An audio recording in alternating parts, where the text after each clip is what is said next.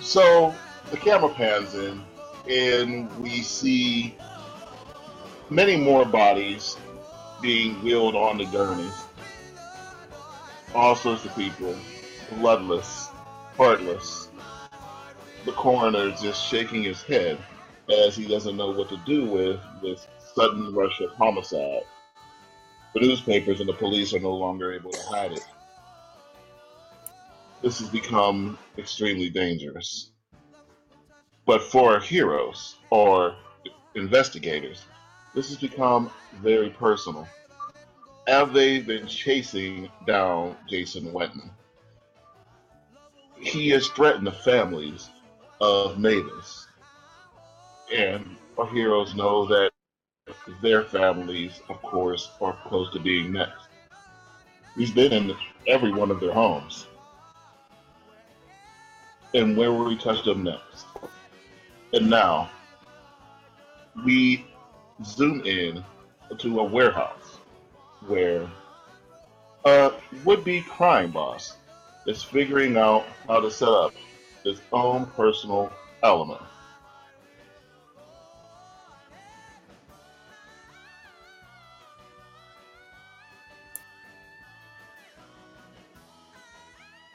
Okay.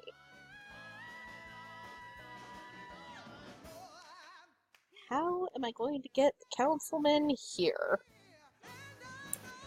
I think we invited him there, right?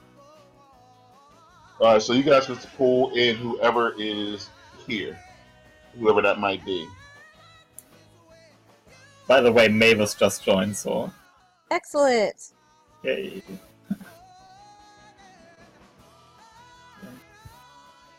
Okay, so is this like the garage door to the parking lot, I guess? Yes. So then, where would the main entrance to the warehouse be? Is it like underneath this cabana? So let's just say that the door you see should be the only entrance and exit. I'm sure there's some back doors. Oh, I found them. They're up here. I'll give you guys a back. So yeah, you got some stairs. You have a back door right here. That's either a back door or an office, whatever you need it to be. And there'll probably be a fire exit back here. Okay.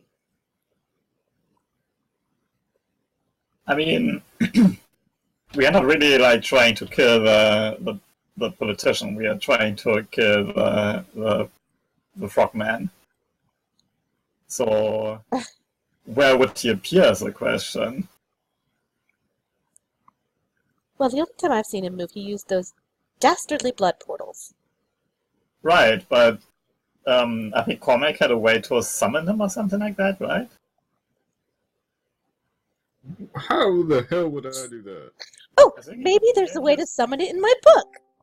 Didn't he give you some kind of card that had like some sigils on it or something like that? Oh, now clarification. He gave that to Dorothy. I took it away and I wrote the address. Oh, okay. Hi, guys. Hi, Hello. Mavis. Hey, what's up? I lost / cannot find my normal headphones, so we're gonna see how these ones. They sound fine. Oh, good. So far, I so got good. them for free. Yay! You Free is never always know. good. You never know with the ones you get for free, though. So, we're gonna fight the big bad guy, Uh-oh. and we are gonna set up a meeting with the councilman as bait. I mean, Dorothy might be team kill the councilman because, protect her family. Anyways, point is, we set up a beat. So how do we do this? I think we need Mavis and her guns. Well, I think we all need like some kind of weapon, but like the question is again, how do we like get him here?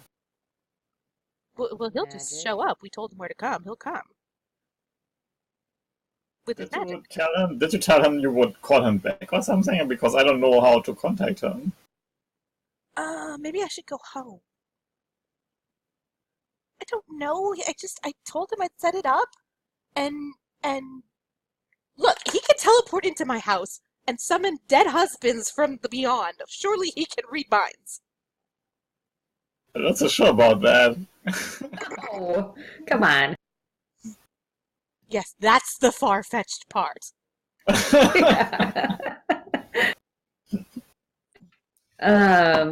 mean, narratively, We wrote the name on a card that was supposed to convey the information to him. Can we take a look at the card? Is that actually something that you could just like smear on a wall and then he would come or something like that?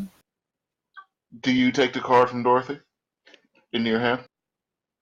Well, yeah. I mean, I'm sure she's like, here, it's right here, and like waves it in front of him. Okay, can I take a look? Mm-hmm. Roll me a willpower. Right. Where's my character sheet there? I assume I've had sufficient time to study this thing. I would assume you didn't. Actually, you're probably right. I probably didn't. I'm probably looking at it just now. All right. For a moment, for a brief second when you first touched the card, you heard a whisper, but you kind of still your eyes, you still your resolve, and any whisper fades away into nothing. Now what you see is a heavy stock card, but as you look at it, you realize this isn't paper. It seems to be made of some type of amalgamation of wood, something else, some kind of plastic. It's extremely sturdy. You also realize, actually, let me see. Give me a. Do I want to say spot hidden? Give me a spot hidden. All right. Nope. You realize this is an extremely hard card. As you touch the side, you realize that it's also a slightly sharp card. As you give yourself a paper cut on your finger. You don't need to take any damage. We're just going to note that you get a paper cut on your finger, and a little trickle of blood comes from the tip of your finger. That's not good. Is that intended by the card? Is it so sharp that or is it's just me being stupid? It's a paper cut. Sometimes you just touch a sharp piece of paper and you just get a paper cut. Yes, but I want to. Or it's cursed. Yeah, well, I want to retry that and just like touch my skin with that side of the card again and see if that just. Oh, okay. You want to see whether or not this is in fact a razor sharp card. Yes. Got you. All right. So you take the card and choosing your part that you know is going to heal kind of quickly, you tentatively, kind of lightly, slide it across your skin.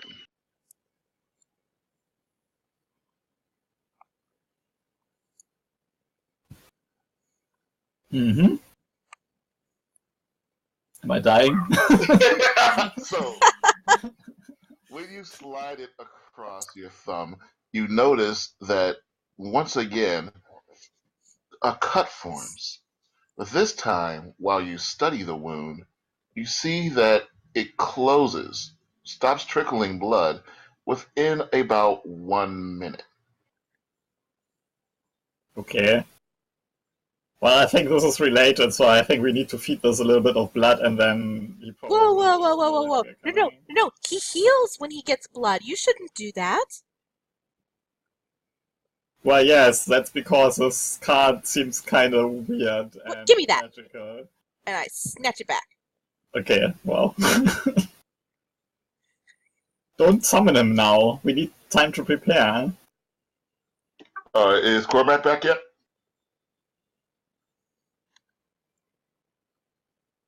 Alright, Cormac is not back. So, Mavis, you see Dorothy snatch this cutting, healing card back. Oh. How? Okay. Put yourself on. What does it say, Dorothy? Put yourself on. What does it say? It says his name, right? Did you tell me that? I forget.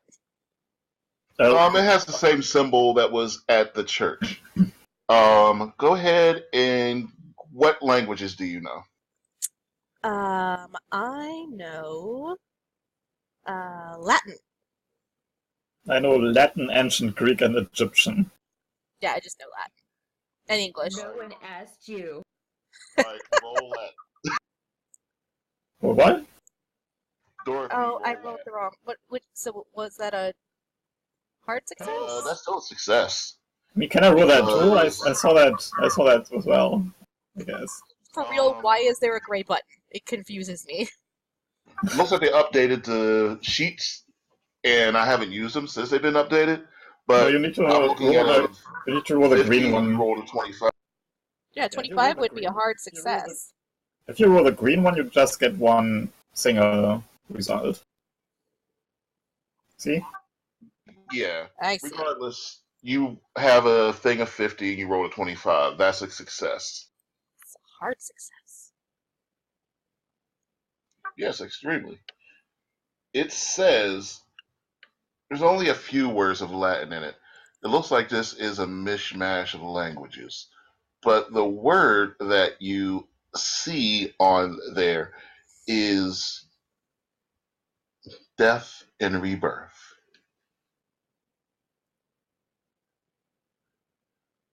Oh, it says death and rebirth. I'm sure it's fine. Look, we'll do it when we need to. For now, Oh, I'm sorry. Give me a spot hidden. oh, okay. With the green button. It also says forever. Woohoo. Oh. Forever. Unfortunately, you don't know if it says death forever or rebirth forever. Kind of like I don't know if my spell is going to summon a bad thing or banish a bad thing. Kind of. Oddly, kind of. Amazingly similar.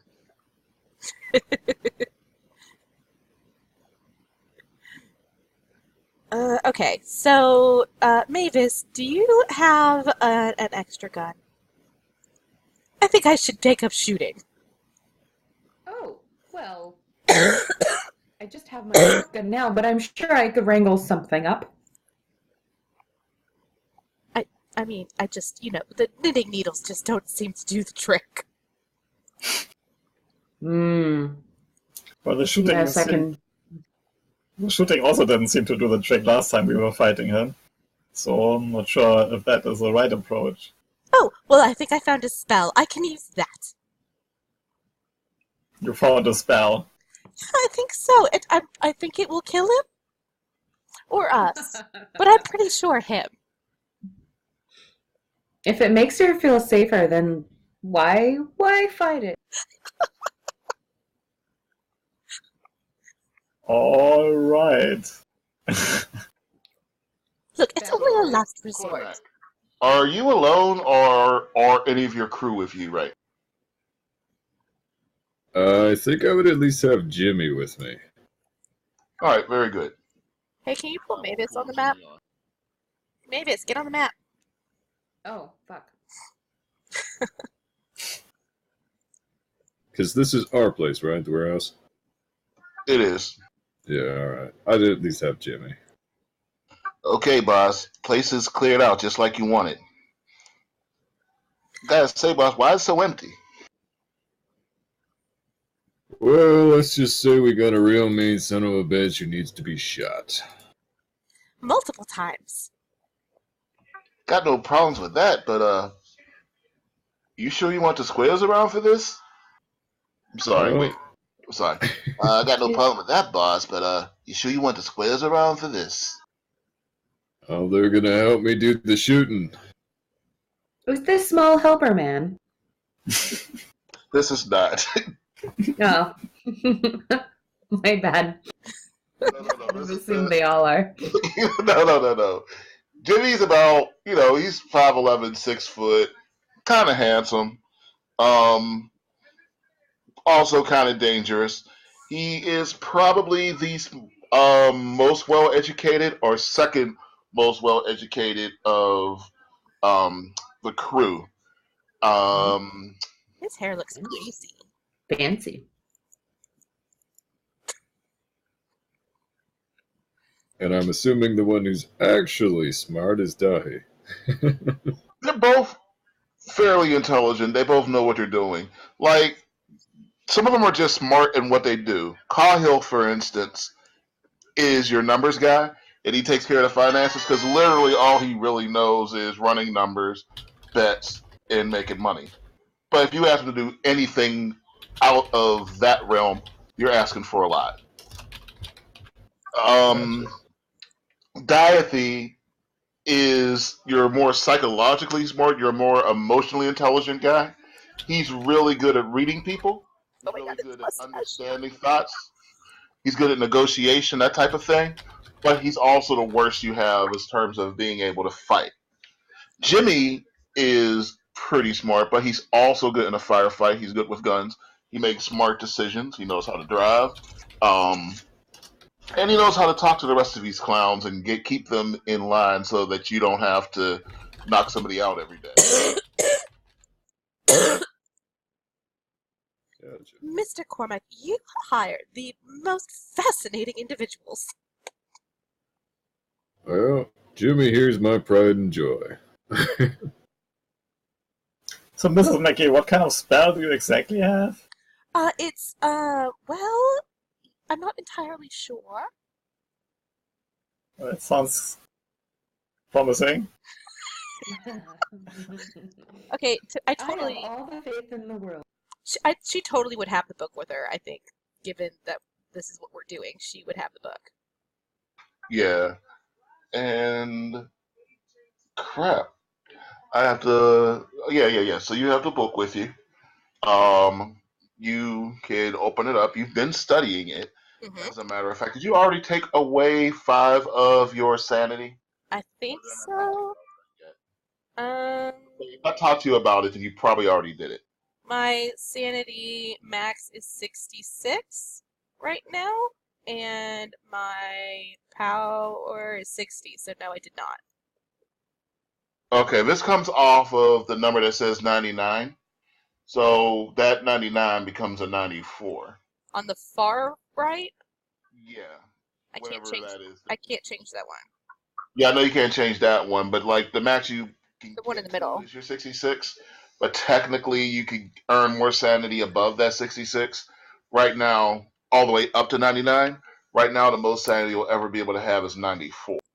Okay, got it. I think if you change your mythos, then automatically the max insanity should change.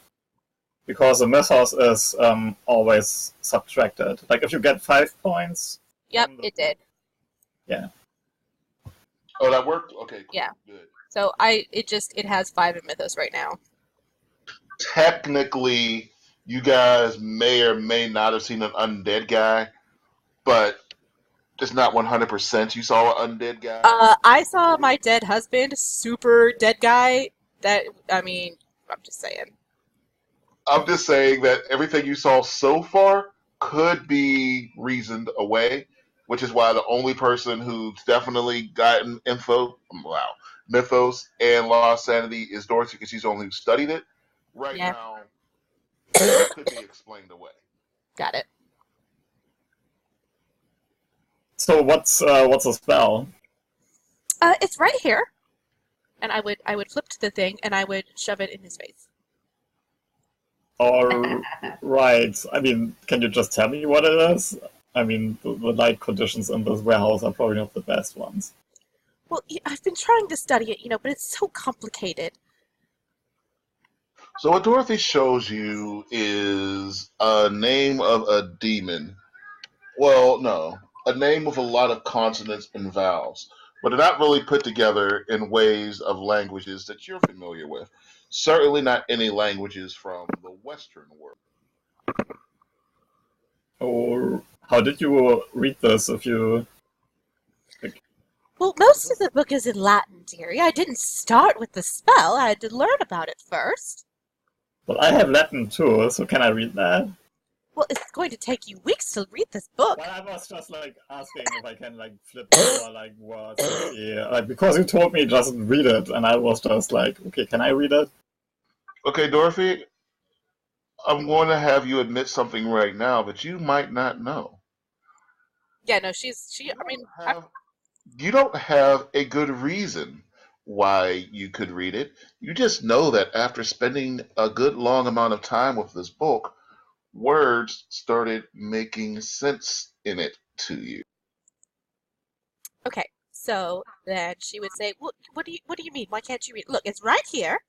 I'm not going to read it to you, dear, because I don't want to say the spell when we're not ready. But it's perfectly legible. It's right there on paper. Right, but it's not Latin. It's some kind of weird mishmash. I can read it.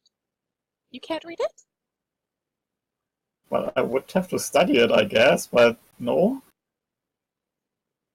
Dorothy, at this point, you realize that you should not be able to read this, and many of the words that you are reading, you are hearing in your head, and if you're being honest, you're not hearing them in your own voice. What is the voice?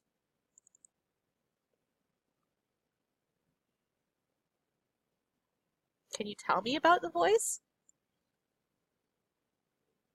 It's like your voice.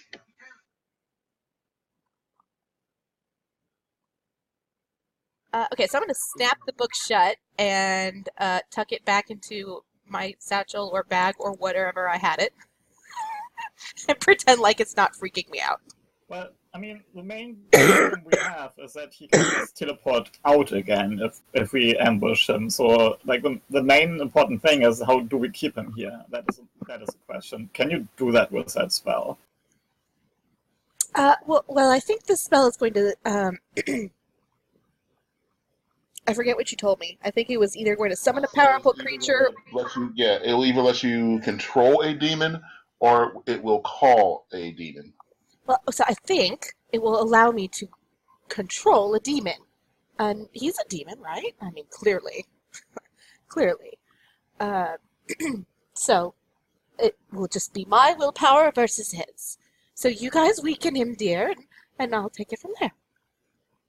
Boss, hold up, boss. You're talking about demons, magic, spells? Boss, what type of code are we talking here? Cormac, why are you letting this square stand in here? Oh, damn. Oh, family, I know Jimmy here a lot longer than I know you. Now, Jimmy, I don't know what these fine folks are into. I don't put much stock in demons and devils. All I know is there's a man who needs to be shot. Did you bring a gun? Don't forget the frogs, dear. Frogs. Yes, the frogs. I'm sure he'll have them with him.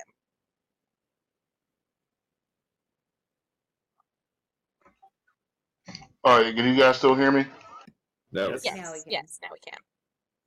All right, good. I just put in my earphones, but they don't have like a mouth, don't have like a, never mind, microphone. So I wasn't sure if it was going to still hop to the regular laptop microphone.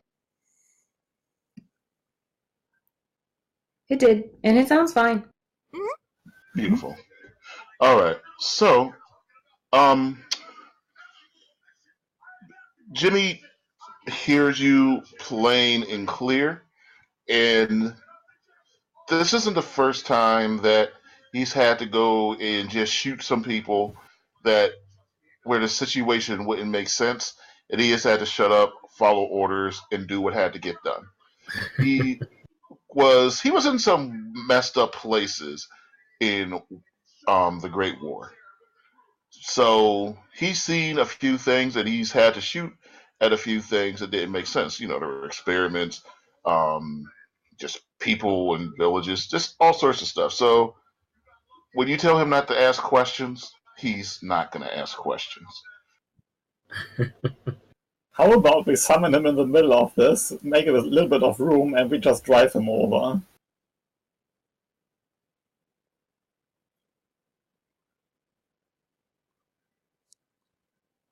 Well, what do you think's gonna hurt more, bullets or a car? Well, a car? How about a lot more bullets? I mean, I feel like introducing heavy machinery has a lot more potential to, crash and hurt the person inside of it.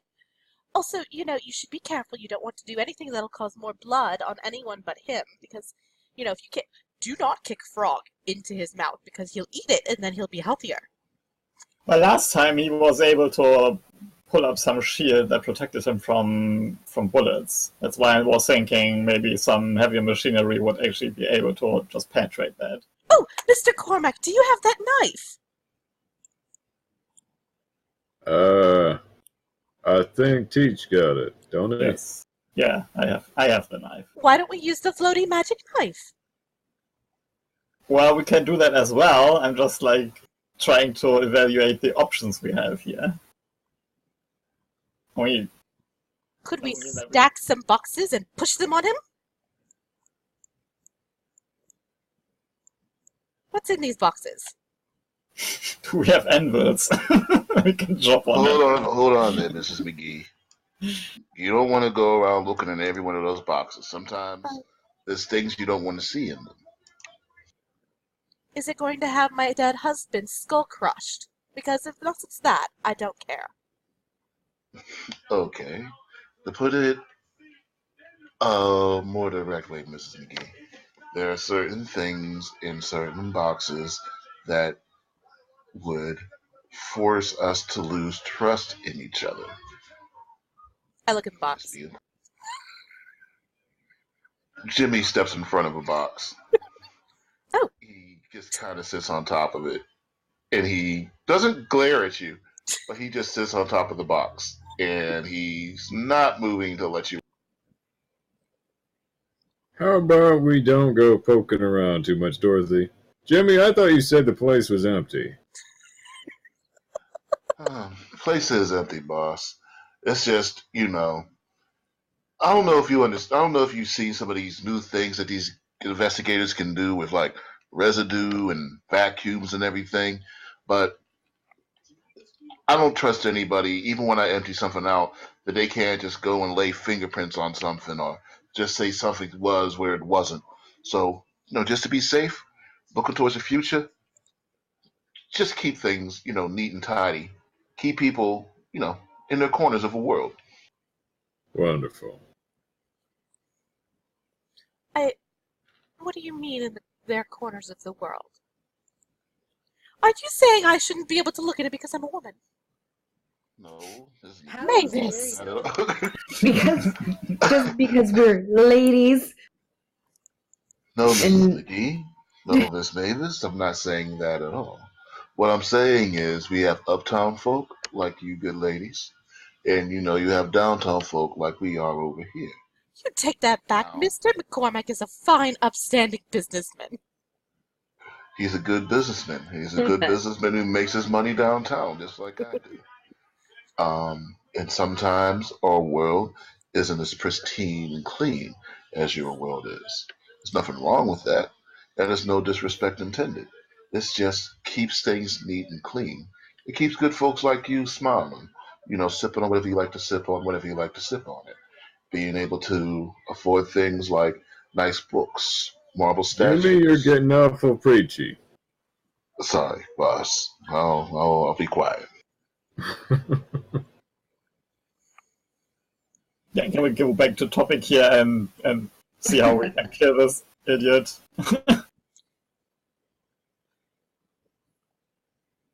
Alright, so give me a Latin check, Jonathan. Oh, me? Okay. 1 second. I'm not really good at that. Nope. You thought you saw something about blood in there, but you're having an issue trying to discern exactly what it was. You're mixing up blood and flood and something else. Yeah, I'm not really looking at the book right now, I think, because, Hold on, here's the stretch. Is there anything in there about Atlacoya? What? The Aztec goddess of drought, don't you remember? Okay, so is there? Because if I've spent time with this book, I would be able to answer that question. Your eyes light up when Cormac says that name. You have been hearing people sing that song. In fact, you start going, Anacoria, Anacoria,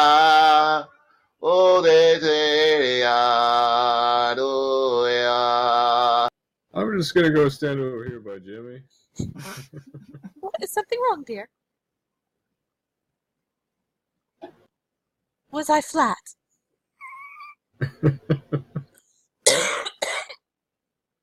Alright, so I'm gonna have everybody roll sanity checks at advantage because, she just sang some song with a man's voice and it didn't look right coming out of her mouth.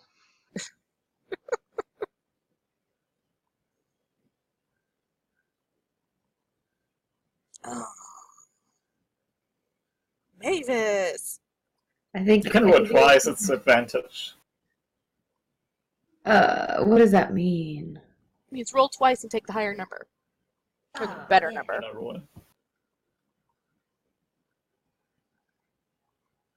Alright, cool. Yes. So all you guys take it somewhat in stride, but you are giving her the stink eye. Did I do something wrong? Goodness. Dorothy. Do you have any idea what you just sang? Well, it was the Atakoya thing. It was a song. It's in the book, I swear. I've heard it before. Haven't you? I don't know. Is it the same rhythm that Knife the Thingy song has? That was the god who they went down to the Aztec ruins. I'm sorry. It was what you studied before to, wow, why can't I say that? No. I mean the song that she was humming there. Is that kind of the same rhythm that the Mackie the Knife song has, or? Oh, it was an accident, but not, yes.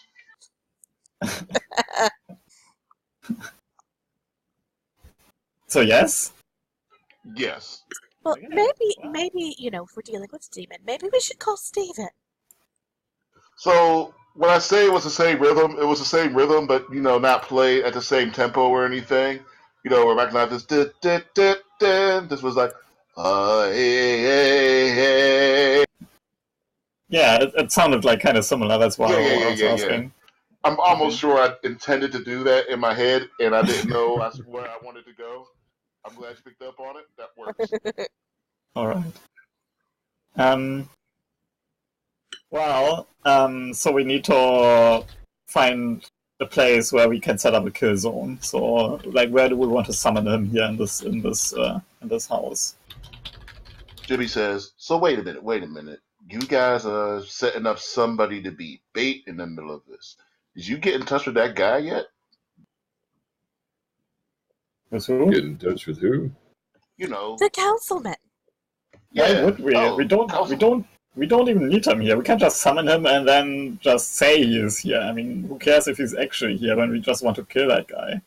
Because the moment he steps in here and his bait isn't here, he's going after my child. We are bringing him here. Well, I mean, the idea is that you would trap him here. And Where's your phone, Mr. kill him. McCormack? Where's my what? Where's your phone? My phone? Yes, your phone. I'm going to call him now. I mean, maybe you should set up everything before we call anyone here, so that everything is ready instead of having to rush through things. He's Yeah, going to Jimmy. drop everything and show up immediately. Jimmy, are we ready to ice somebody? Let me go and get the boys. You thinking Tommy's boss? Yeah, I trust Tommy. He's a good shot. Bring him in. No. I mean, like Guns. the machine guns. Yeah. Should we call Steven? I mean, if we're going to have a demon, a priest might be good to have around. Jimmy kind of laughs when you even say like it would be good to have a priest around. I don't know, Mrs. McGee. I don't think we'll be needing a priest till after we get finished. You know what I mean? I don't understand. Exorcisms do happen. I'm gonna go get to work on the boys, boss. I'll see if we can go and set up a nice little ambush. I'm Uh, thinking we set a couple of guys up in the corners behind these boxes over here, right up here, and it should get everybody to get a nice beeline right in the middle of this. That way, they're all shooting at him, but there's no such thing as crossfire. We don't want any friendly fire. just make sure everyone can see each other. I don't want any accidents. So I'll call the congressman and councilman, and I will walk him down here. Yes, and then I'll do the card thing with the however you did that, and then run away. Oh, boss. Can I get a quick minute in private, real quick? Shoot.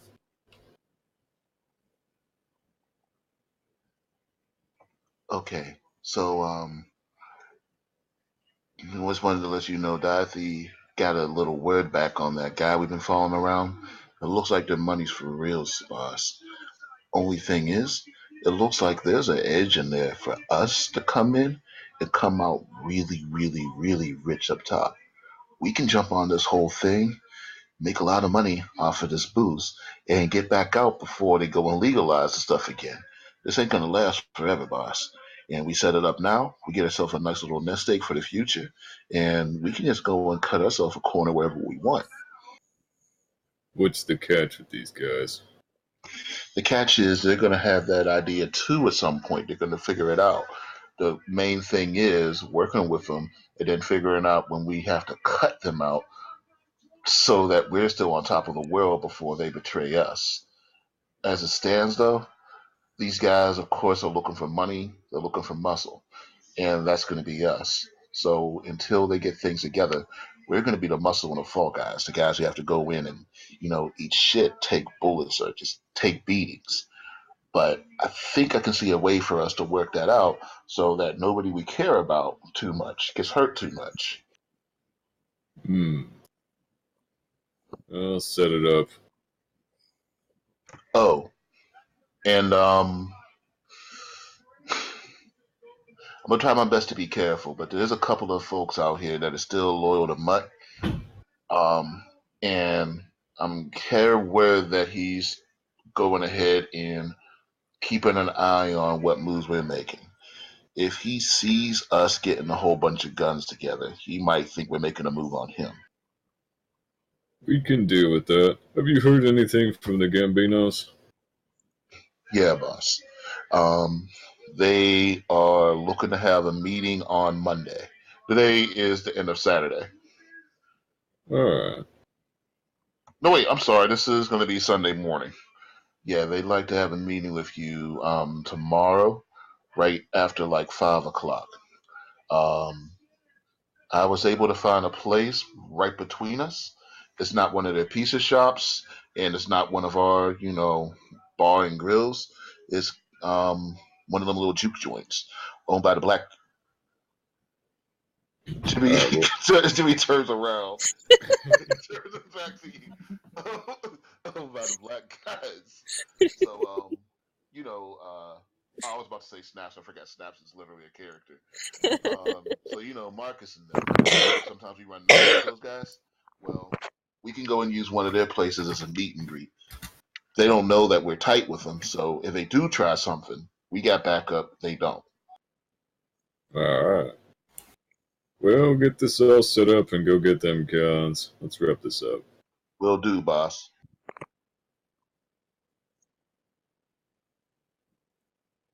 All right, so Jimmy leaves. And I'll just tell you this. There's a small little montage of Jimmy walking around, talking to people, pointing fingers and everything.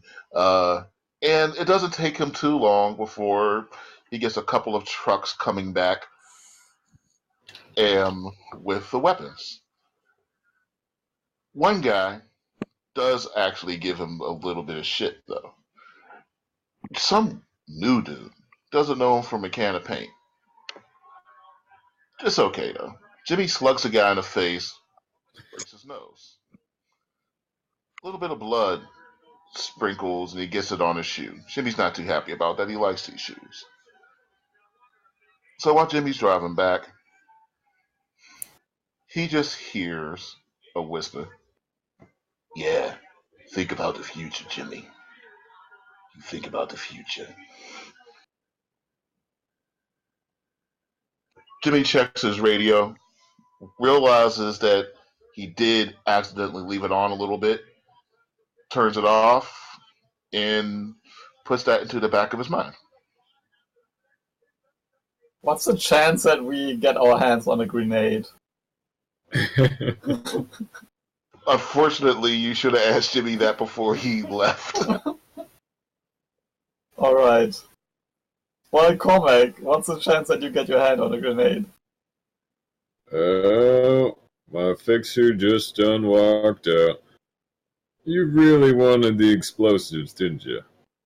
Well, I just want to be sure that this job gets done. I think we'll have enough guns.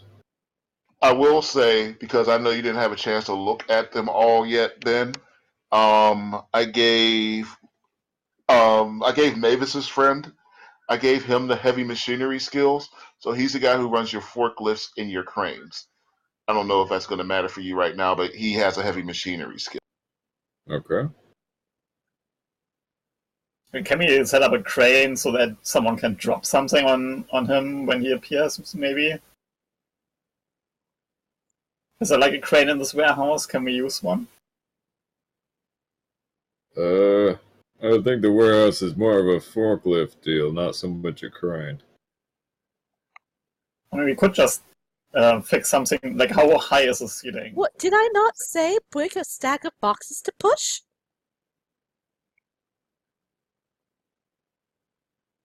I don't know. I put a lot more faith in bullets than boxes. I think I should call Steven. Well, again, the thing is that bullets last time didn't do anything, so I'm not sure if bullets are the solution. You had one gun, one bullet, one shot. He blocked it. Well, I mean, true. But also, I mean, I'm not sure if you can do that with all the bullets that fly at him. Well, bring a spare magazine. What do you want me to tell you? Could we try and set him on fire? Well, we could just make something like maybe some gasoline into a... How about some Molotov cocktails while we're at it? Yeah, that sounds good. I need you to roll a psychology, Jonathan. Me? Yes, or psychoanalyst, whatever one is higher, because I need you to do a insight check. Nope. Somehow or another, I think you just missed the sarcasm of lighting a huge fire inside. And yep, it went right over your fucking head. You do not know that Cormac was not serious about lighting a Molotov cocktail in his extremely wood-laden, sawdust-filled warehouse. Well, I guess he wouldn't mind when I bring one then, I guess. By the way, I will tell you that the substance that Jonathan was talking about after having cleaned out was either opium or heroin, or even just coffee creamer. There's stuff that could possibly still be potentially flammable in here. So, Cormac's not down for gasoline-fueled flames. Yeah. Bullets he'll deal with, but not actual, straight-up 100% fire. You know what, Teach? Let me hold on to that. Oh no, it's fine. I can bring some. It's okay. No, I don't think so. It's not that hard to make. I'm a better shot with it, you know what I Oh, mean? how do you make one? I think that sounds fascinating. Why you just take a bottle, put some gasoline in it, and then put a piece of cloth in the top and light it. Wonderful. I have some milk bottles. I'll go get some. Awesome. No, hold up. Let's go to the gas station. Oh, Cormac, you're all your right. crew has firearms. If somebody has a higher rifle skill, then that's what they'll be using. But all of your crew has guns. Okay. Do they actually have, like, guns on them, or...? I did not input them, but I inputted the skill. Okay.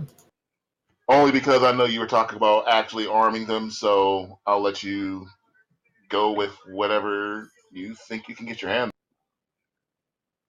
Okay. Is this coming out of my pocket?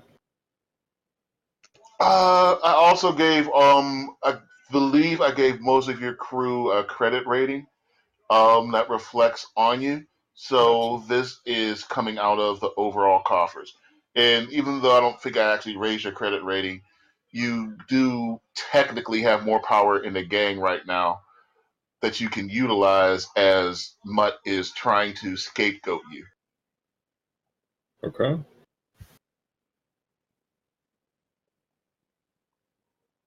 Dorothy, I assume you go up in the office to call Steven. Yeah. Yes, I think that having a priest around for the demon hunting is a good idea. All right.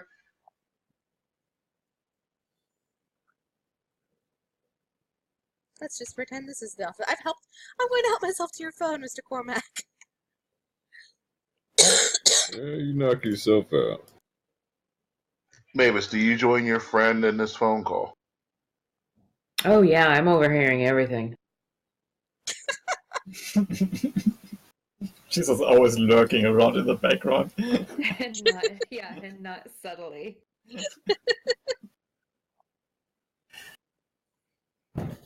Am I supposed to say more? I don't. You know what? If you're following me, I think I would talk to you very briefly. Okay. Mavis.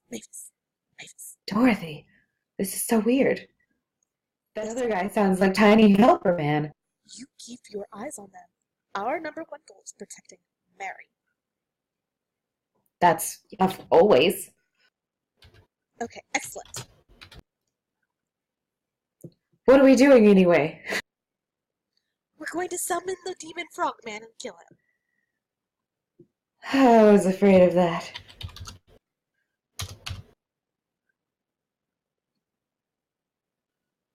I guess she eyes the other individuals in the group suspiciously and judgingly. So you're looking over the rest of the group, and you're realizing for the first time, maybe not for the first time, but you're realizing that you really are a collection of people from different worlds. You may have been able to ignore it up until now, but the fact of the matter is, Cormac is a high-ranking member of the underworld, which is Underworld. Oh my god, is he a vampire? underworld, not underground. Well, okay, well that's exactly what I mean. Underworld is vampires and werewolves. Yeah, it's a movie. Okay, TV. yes. I never partook in that series, That's fine. so I am referring to the criminal underworld. Oh, the criminal underground. You know it because obviously, you've been to some places, you've dated some bad boys, and you've dated some people who pretended to be bad boys. You realize that Cormac and his crew are not to pretend bad boys. And Well, maybe they're the real one. there might still be vampires and werewolves, we don't know. Oh, that's true. Well, I mean, technically, you are dealing with a man who gets stronger after ingesting other people's blood. Yeah. Also frogs. Yeah. Yeah, that's creepy. That one. So, I mean, if you want to call him a vampire, go right ahead. He's kind of a vampire. Which blood did he drink, actually? Okay. Well, he drank the Let me frog. see. Also, he ate some cultists. Well, I Okay. kind of want to know if they could be abused. Like, is there like what kind of blood do the frogs drink? Like, he drinks the frogs, right? Like, he eats the frogs. And the Okay, frogs so I'm eat, gonna like, have you other have people. this. I'm gonna have you have this conversation with Cormac, and before you do, I will give you guys a little bit of information. So go ahead, you can start talking to Cormac. I'll just type this in the chat for you guys to see.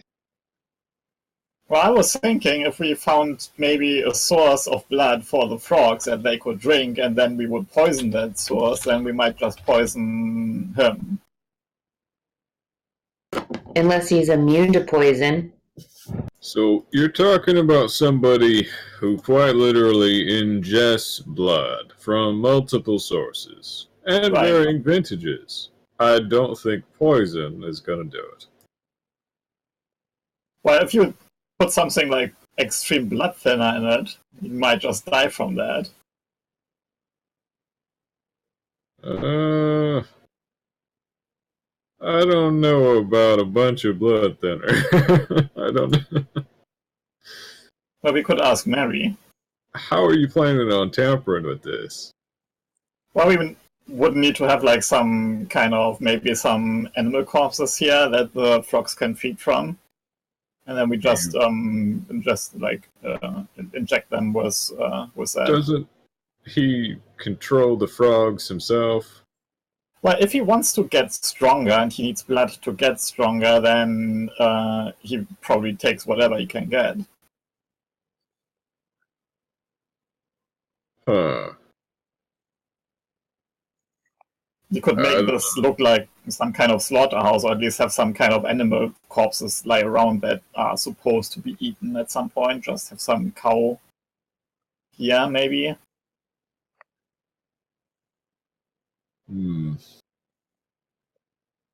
How much time do we really gotta set this up, though? We have all day. I mean, I could just drive to the butchery, get some, or you could do that, and I drive to the hospital and get some blood thinner. So where do we go? Blood. Must be fresh. Yeah, I mean, the butchery has probably lots of fresh blood as well. I think we can like get some buckets if we really want to. Feed me. Does it have to be human? Feed me. Does it have to be mine? Feed me. Is this a reference? Okay, well, I'm actually like stepping like a little bit to the side, and then I'm pulling out my blade, and I'm asking my blade like with my swords, like, what kind of blood do you need? We don't need anything. All we need is to be reunited with our brothers.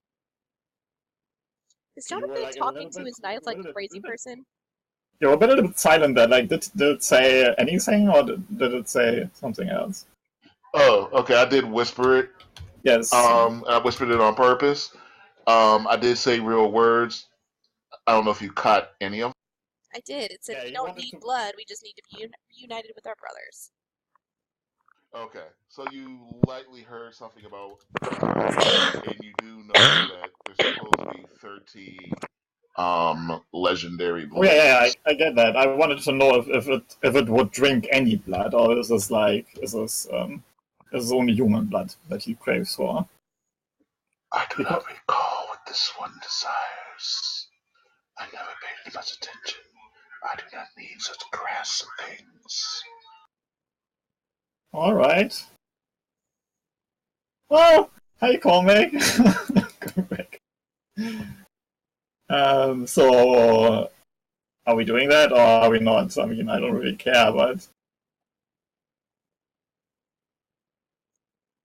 I think this is gonna take too much time to really tamper with when we got the son of a bitch bearing down on us. He seemed to slow down whenever he needed to do a shield. It stopped one bullet last time and it taxed him. I think if we got a few guys unloaded on him, it's not gonna matter. He's gonna get hit. Maybe we should... This is an elevated area here all around, right? Yeah, it is. And we should like put people on top, like not just here. That's what we're doing. Put them also like here, so that people can shoot like down. If Jimmy was here, he'd be rolling his eyes because that's literally what he just told Cormac. It is. Did you say that? I said like you would did. Just put them here. Okay.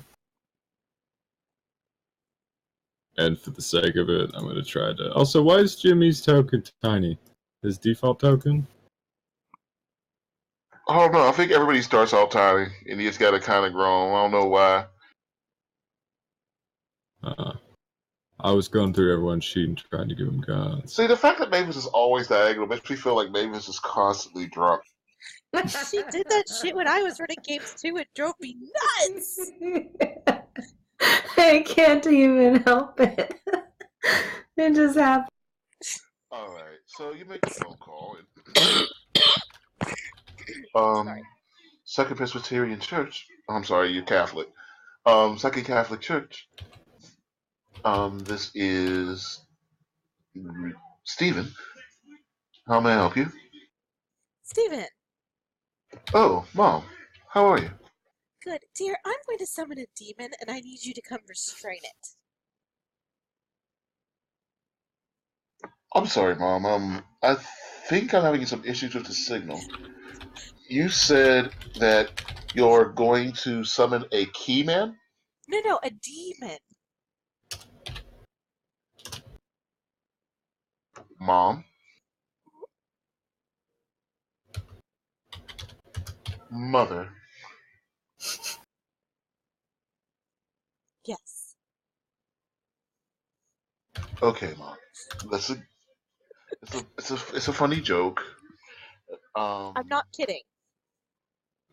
Okay, Mom. In that case, I cannot stress any stronger that even considering dabbling in the world of demons can be instant damnation, instant death, and lead to great destruction and pain, not just for you, but for everyone around you. Frankly, I will do what I have to save my children from damnation. Mom, playing with demons puts your children in damnation. Steven, you know that killer man who's been ripping people's hearts out? Yeah, the papers have been going crazy with it. There's been two more bodies, two Latino fellows. There's been quite a bit more than that, dear, and he also showed up at my library to threaten me personally.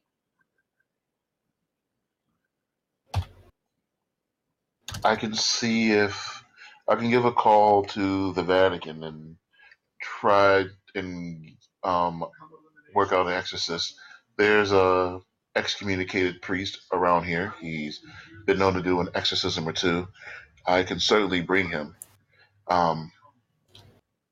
But do not summon the demon. If it's here, we'll find it, we'll exorcise it, we'll send it back to hell. But do not play with this thing, Mother. Hold on, guys. The fuck? Dun, dun, dun. Ironic with the background. Oh shit, I'm recording this. I don't need that on the internet for posterity. Yes, my ringtone is whenever you choose a stage in Mega Man, and the boss does this little pose right before you go to fight him. Oh yeah, that's great. Da, da, da, da, da. I always forget this. What year is it? 1920. It is 1920. 1920. It is February. Gotcha. All right, so Mom, we will exercise this thing, but I implore you, if you think you know how to summon, or you think you know how to control a demon, understand that any type of word, any type of spell that would be given to us, given to humans, is only meant for temptation and will only end in disaster. We can't control demons, Mom. That's God's domain. Well then, get your holy buttocks down here and help me do it the proper way. Okay, Mom. Please. Please, Mom. No enchantments. Don't read any words. Don't listen to any whispers. Anything they might say, they're lies. They're trying to get into your heart, into your mind, and control you. I'm on my way. Love you, dear. I'm at the warehouse district. Wait, at the warehouse district? Yes, I'm at Mr. McCormack's place. Oh, okay. All right, well, give me the address. Which you do. because we're not going to sit here and make up an address. Yes, it's 1, 2, 3. He's a gangster. 1, 2, 3 Gangster Lane. Right. 1, 2, 3 Gangster Lane. Shady Barely Grove. Oh, that's a good one. Shady Grove. It's 1300. Shady Grove. So Mavis, you did. 6 Shady Grove. So Mavis, you did overhear the part about really trying to control demons, or just summon them and use them for your own power. You heard what her son said. I did? Yeah, like you said, you got your ears open, you're listening and eavesdropping on everything, and you heard that. Oh dear. Are we? So he's gonna come take care of this, yes? That's the plan. I So we're suppose- not gonna start before they get here, right? Should I have warned him about the guns? Oh, we should have told him to stop at my place and grabbed you one. Oh, that would have been lovely. Oh, drats. Well, I mean, there's no time for a lesson, though, so, Jimmy comes back with the rest of the boys in the truck, and as it happens, he does have a little 22 for you. Oh, look, it's so cute and baby. Shoot, is that? We have a little gun like that in the weapon rack. We do, unfortunately. All right, whatever It's stats the over- Marlin air rifle. The air rifle? Isn't Yeah. it? I mean, 22 hand pistols exist, but did they exist at the... I was going under the idea of a Derringer. I'm almost certain there's a Derringer in there. Where are they? Oh, Yeah. it is. Small calibers existed, yeah. It's the 25 Um, Derringer. 1d6, 3 units. All right, 1-6. Okay, there we go. So when you roll it, it's going to be 1-6. You got a Derringer. Okay, let me add that to my sheet. And that is handguns. Yes.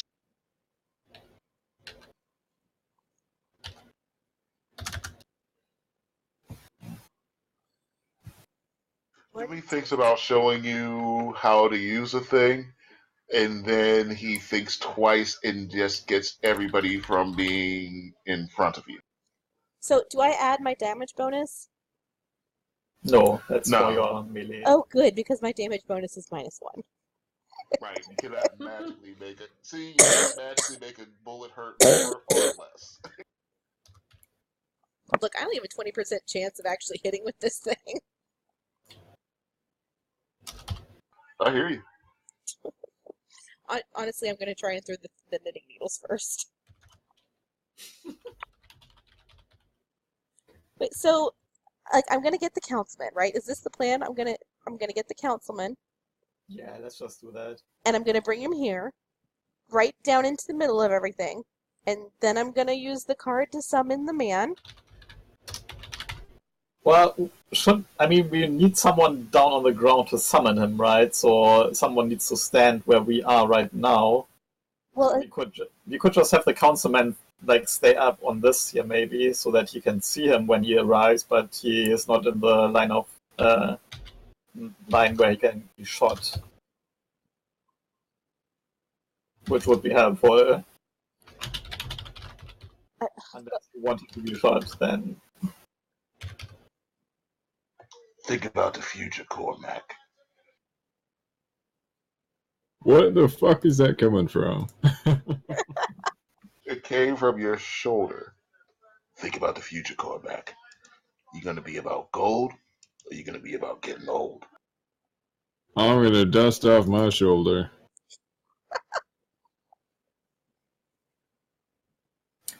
so we just put him here where he can be seen, and then we summon yes, him. he needs to be visible, because if he's not, then Yes, but we don't want him to stay below here, so we don't want him to get shot accidentally. okay, so I'll bring him here, and then I'll ask him to stay put, and then come summon the man, Yeah, and then hide. That's a pretty good idea, I guess. Well, I certainly won't have any of you youngins down here.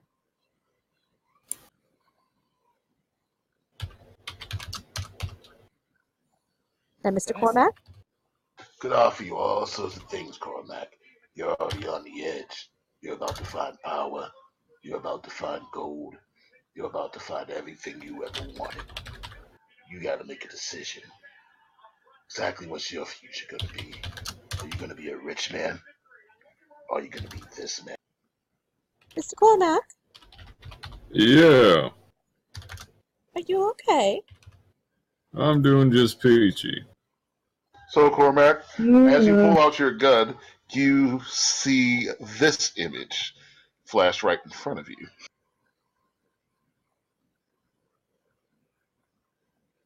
Wonderful. You guys missed it because I have push to talk, but I literally gasped. My face was I'm really not close patting to myself on the the back, but screen. when I put in skull faces and I realized that I had something that looks like a dead version of Cormac, oh man. That's good. Cormac. Wonderful. That's So- actually eerily similar. So, Cormac, when you see this, I am going to have to ask you for a sanity roll. Alrighty.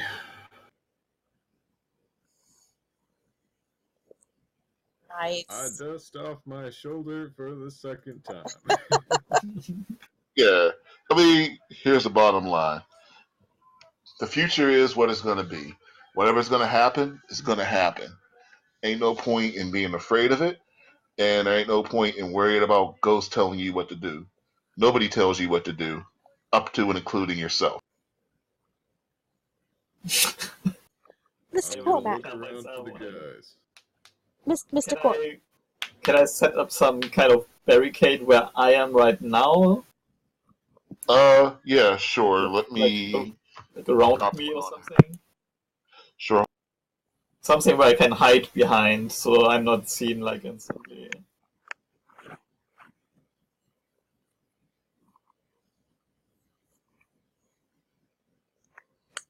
Mr. Cormac? What is it, Dorothy? Now, I've called my son here to help. And I am holding you personally responsible for keeping this man alive. Personally. Keeping who alive? His name is Can you Steve. guys all move this? Yeah, Yep. Yep. but I can't Yeah. like change the rotation. That's I can only move it how it is. Yeah, that's cool. I can rotate it. How can you change? How can you rotate it? When you click the icon, there's a little blue handle that's like off a line to the top of it. There's one on your token too. Tell me this always ends up crooked. What? What? How does this work? Hang on, I'll When you show click you. on it, when you right click on it, there's a little very, very thin blue dot, a blue square that forms, and it has like Oh, right. four No. vertical- Yes, awesome. Thank you. All right. I mean,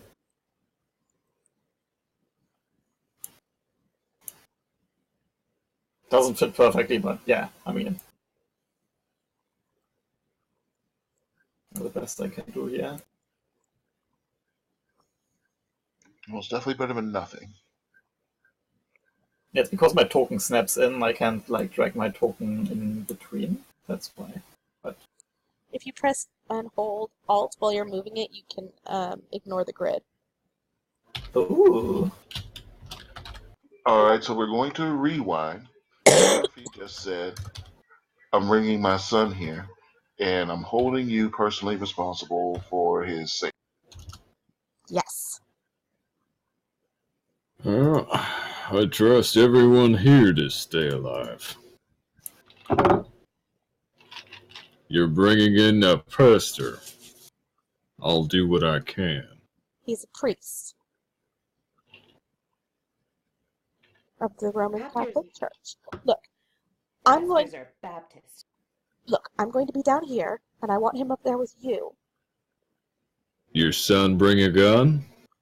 My son brings the word of God.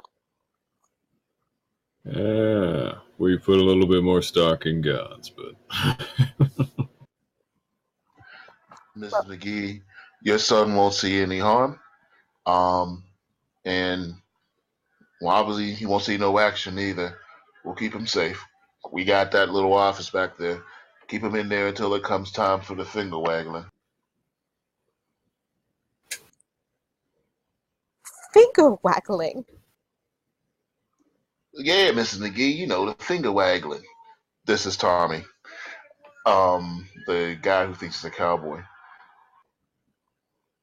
Conducting the rite of exorcism is not finger waggling. Hey, I'm sorry, Mrs. McGee. I apologize for these gentlemen. We will keep your son safe. This is about keeping your daughter safe, right? Yes. And, Mrs. McGee, I'm sorry. My name is Dorothy. I just want you to know that while you're here with us, you're family for us too. So, we don't let family fall, and we won't let your family fall. They follow orders. They walk out of here smiling. Wonderful. So shall we? Roll charm on you.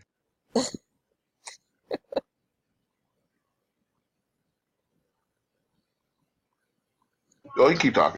You're just gonna roll charm. She's like, well, that's wonderful, but I need more than just a promise. I trust Mr. McCormack. Oh, you believe in the hell out of this guy. But you, well, I suppose he does trust you, and you have a good look about you. You know, you seem like good, honest folk. I'm apparently a terrible judge of character. No. He's exactly a very charming guy. He knows how to read people, how to talk to people. He's also runs the entertainment section of Cormac's business. Yeah, the entertainment section. This does also include musicians, by the way. Oh, I. And dancers. Oh, and entertainers. wonderful. Well, I trust that you know Burlesque. how to handle it. Now, listen, gents. Once I get him here, where do I go? why don't you go stand down by Teach? Well, you need to summon him, right? You have the card. Yes, well, So you- we need to call the councilman first. Well, yeah, but basically set up the councilman like up here, like in an elevated position where he can be seen, and don't switch around my barricade. I had to move it so I could click my person. and then someone, like I think you need to stand here in the middle because you are the one who needs to summon him because you have the card. Well, he gave it to me, so yes. Yeah, so the councilman would be up here, you would be down here, and then you should run somewhere. Like Towards maybe you. Well, probably not somewhere where he thinks other people hide. Maybe run behind these or behind these. Just to How about there? give a... You only need one barricade. Yes, that's fine. Just take some spot where you don't give away the position of the others. Well, you didn't give me many options.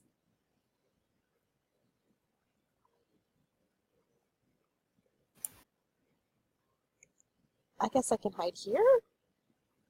Okay. Are you ready to make your call to the councilman now? Yeah. Gonna charm his pants off. I mean, not literally, because he's into dudes, but... Whoa. We don't know anything. Nothing has been confirmed nor denied. No, All there no, are Dorothy. is rumors. Dorothy has totally not even caught on that there are rumors.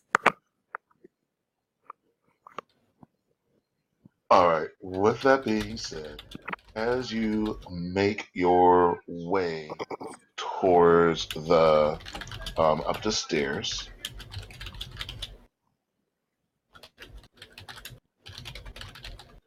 you feel a cold chill on your heart. Part of you is looking at memories of some of your children that aren't here anymore. You're having trouble remembering their faces. You are trying hard to remember one of the songs that your husband used to sing to you, and you start missing notes. You've never done that before, but you keep telling yourself you have to protect your family, and you'll do whatever it takes to protect your family.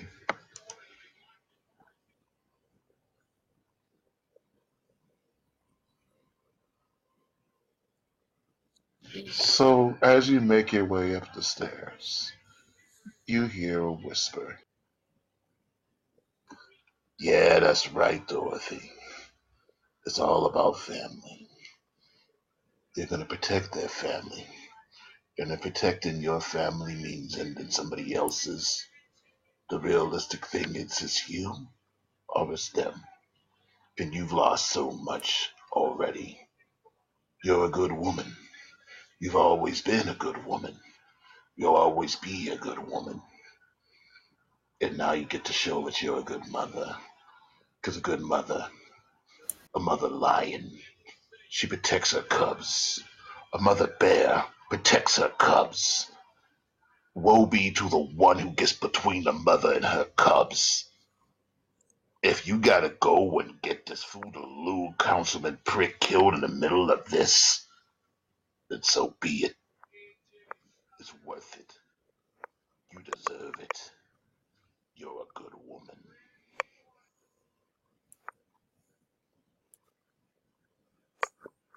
That is literally Dorothy's thought right now. Like, yeah. Wait, what? All right, so you make your phone call. Yes. Beep, beep, boop, boop. Bob. Hello, this is the councilman, Oh, Miguel Moreno. Mr. How may I be? Moreno. It's Mrs. McGee. Oh, Senorita Dorothy, Senorita McGee. How are you, mademoiselle? Senora. I'm wonderful. Listen, I need your help. Of course, anything. What it is I can do for you? Well, I have some friends who, um, listen, I need your help, and I don't want to answer a lot of questions, but I need you to meet me at a warehouse. Which warehouse, Mrs. McGee? It's at 123 Shady Grove.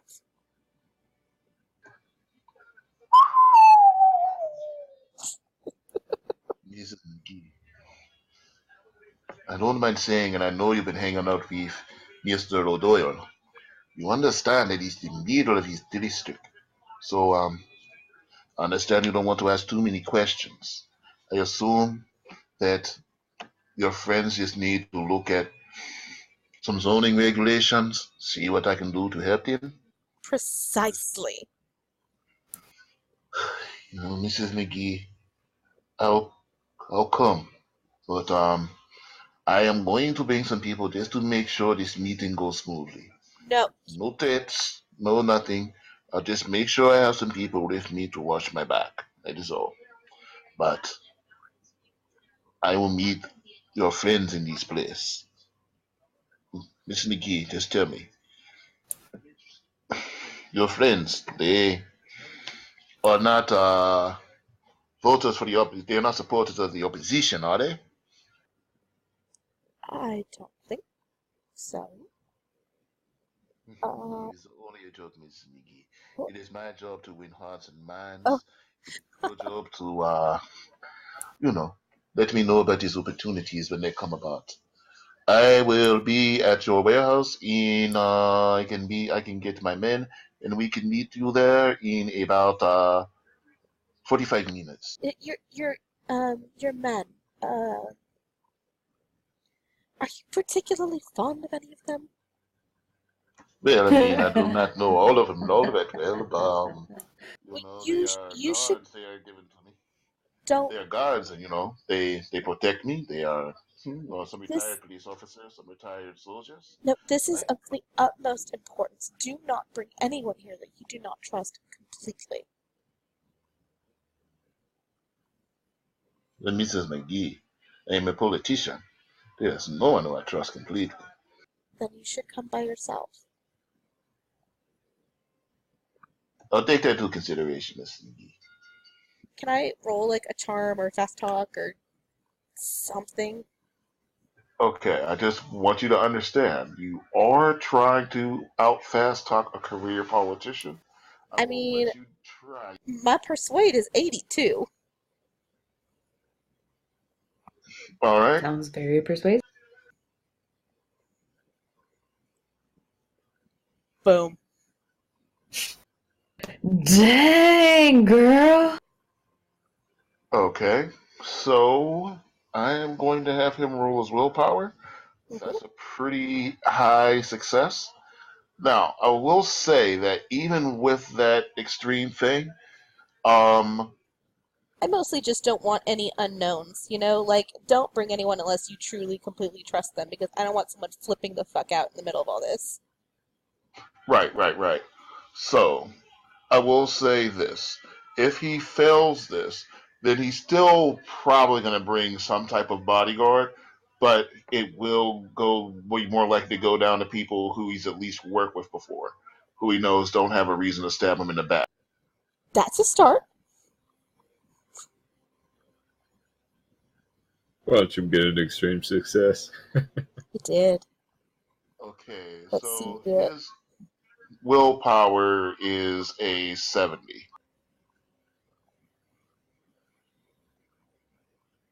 Okay, so that would be a success, but not a hard or extreme. Right. So he succeeds, so he is going to have some backup, but he's not just going to go grab every Tom, Dick, and Harry. Okay, Mrs. McGee. You convinced me. It's a small area. I don't want to set anybody off. I'll be good guys. I'll see you soon. Thank you. Right, well, I'll meet you then. Thank you, dear.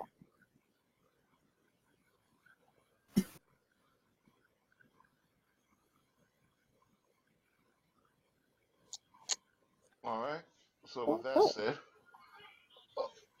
it starts to rain outside. It is now the sun is set, or rather, it's about 6 o'clock. It's getting darker. It's not quite nighttime. People have gone home from work. Traffic's going back and forth. People are finishing their days, putting their feet up, and all of you are standing in the middle of this quiet, dark warehouse. There's a heaviness in the air as you realize that you're about to go to war with forces that you all barely understand, and some of the rest of these newcomers don't understand at all. You don't know how you're going to answer questions if questions need to be answered, but you do know that if you wait around, then the only questions that are going to be asked are, do they want to be cremated or buried?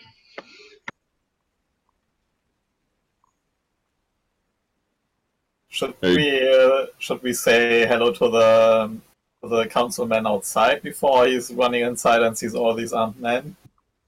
I Councilman don't. isn't here quite yet. I don't think he's gonna be here for a minute. Hey, Teach, I got a real dumb idea.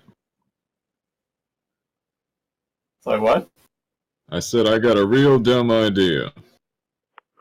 Like what? How about, before all this goes down, we give Detective Stone and Brown a call. Have them show up while this is happening, so they don't know how the fuck to explain it either.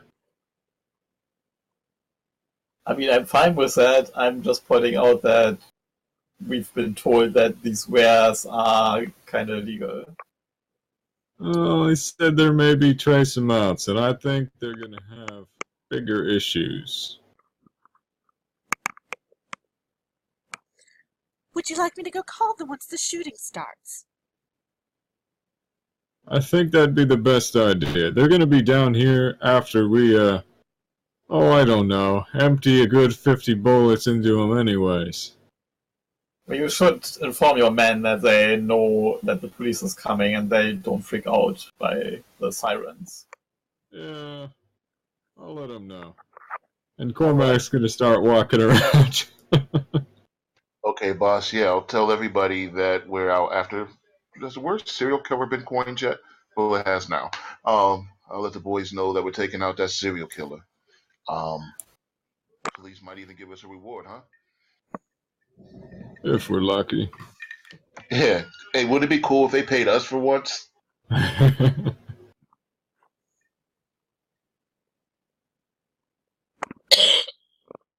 Ripper was a serial killer, and he was known in was he the 1800s? Yeah, but was he coined a serial killer? The term serial killer wasn't coined until much later, like the 1950s. That's what I thought. Like, I know there were serial killers, but I don't know if anybody actually just straight out said the word. Like even late, like serial killer is like a term that's been used like way later. Google says that it was invented in the 1980s by American FBI agent Robert Rest. See, that sounds right. And then we retroactively said, "Oh yeah, these dudes were serial killers." There's a TV show about this. Yeah, it's on Netflix. It's good. Yep. It's pretty creepy. Oh, let's play. But yeah, it's a good show. All right. Cool. So yeah. Just missing Uh, Steven? Go ahead, and who's calling the detectives? Not Mavis. I think Cormac was calling, right? I think Mavis actually might be the best choice to call the detectives. What? She did bite one of them. And what is the phrase? Dead load them when they were trying to carry her away to take her. Yeah, I think a man should call, and I mean, this is like they didn't take him seriously. Excuse you? Yeah. So, Mavis, I want to say somebody comes up with straws. Okay, here's what we're going to do. All three of you are going to roll a d6, and whoever rolls the lowest is making the call to the police. A 1d6? Yep.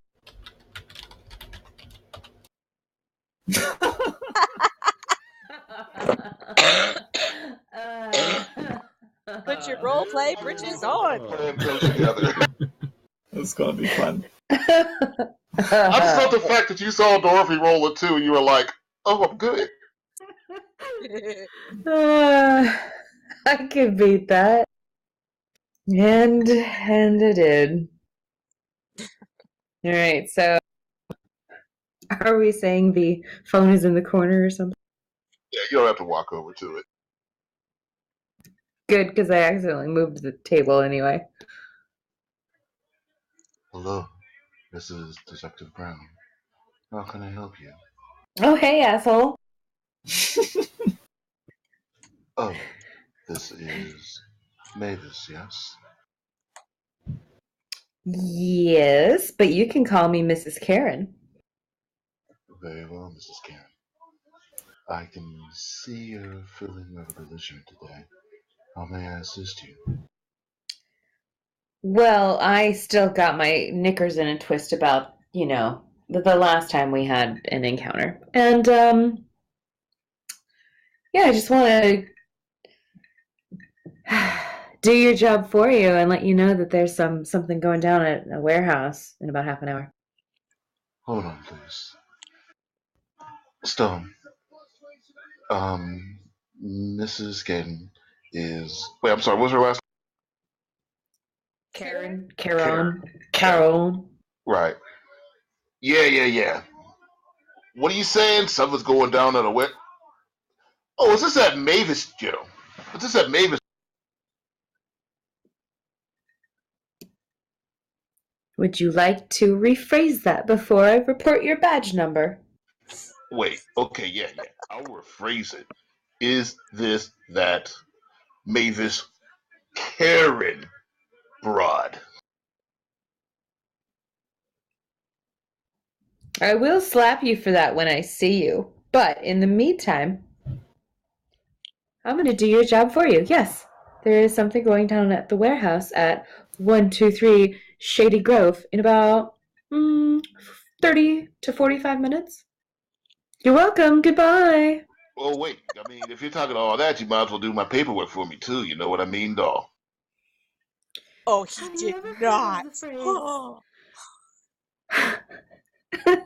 Have you ever heard of the phrase, suck it, goodbye?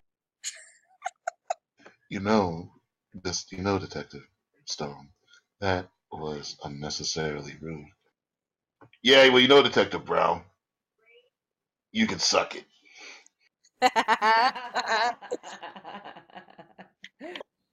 And the two detectives get into her vehicle.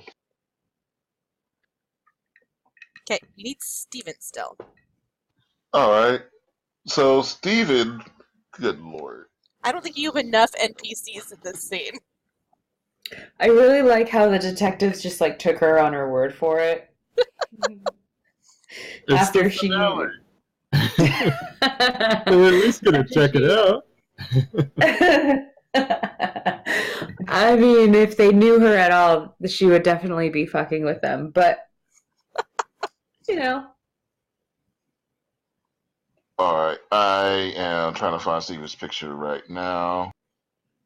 So, here it is, cool. You hear a knock on the door?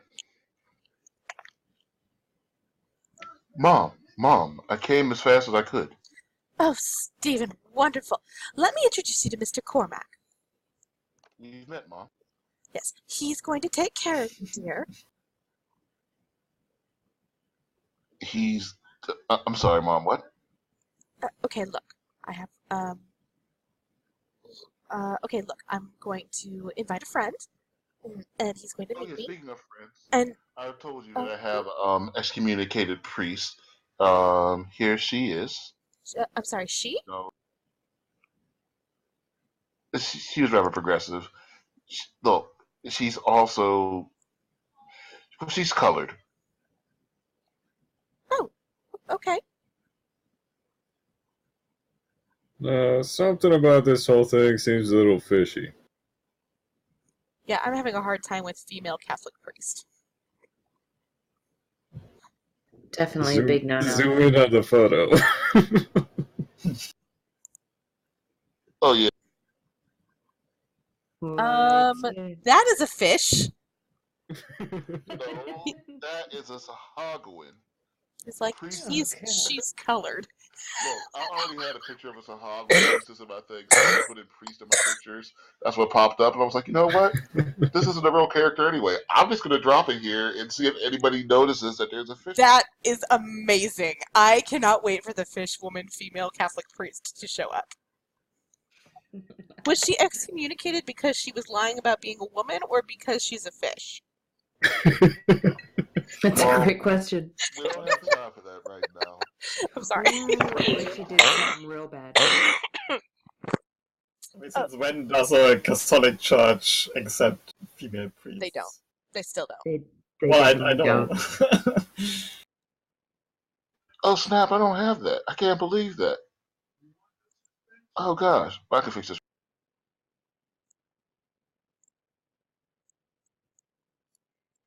All right. So guys, go ahead and put together your final preparations. Go and talk about what you're going to do, where you're going to be. Where's the entry where I would bring the congressman in? Down by you to the south. Right down here? Yeah. Yeah. Okay, so I'm gonna bring him in and over here. He's And gonna see Jonathan now. well, we want him to be like up, right? Where he's easily visible but not in danger. He needs to be up here, so that he can be seen from below. I'm not sure why are you moving my stuff? Because he's gonna come in from the south. Yeah, I mean, let's just keep it like this. Doesn't really matter, right?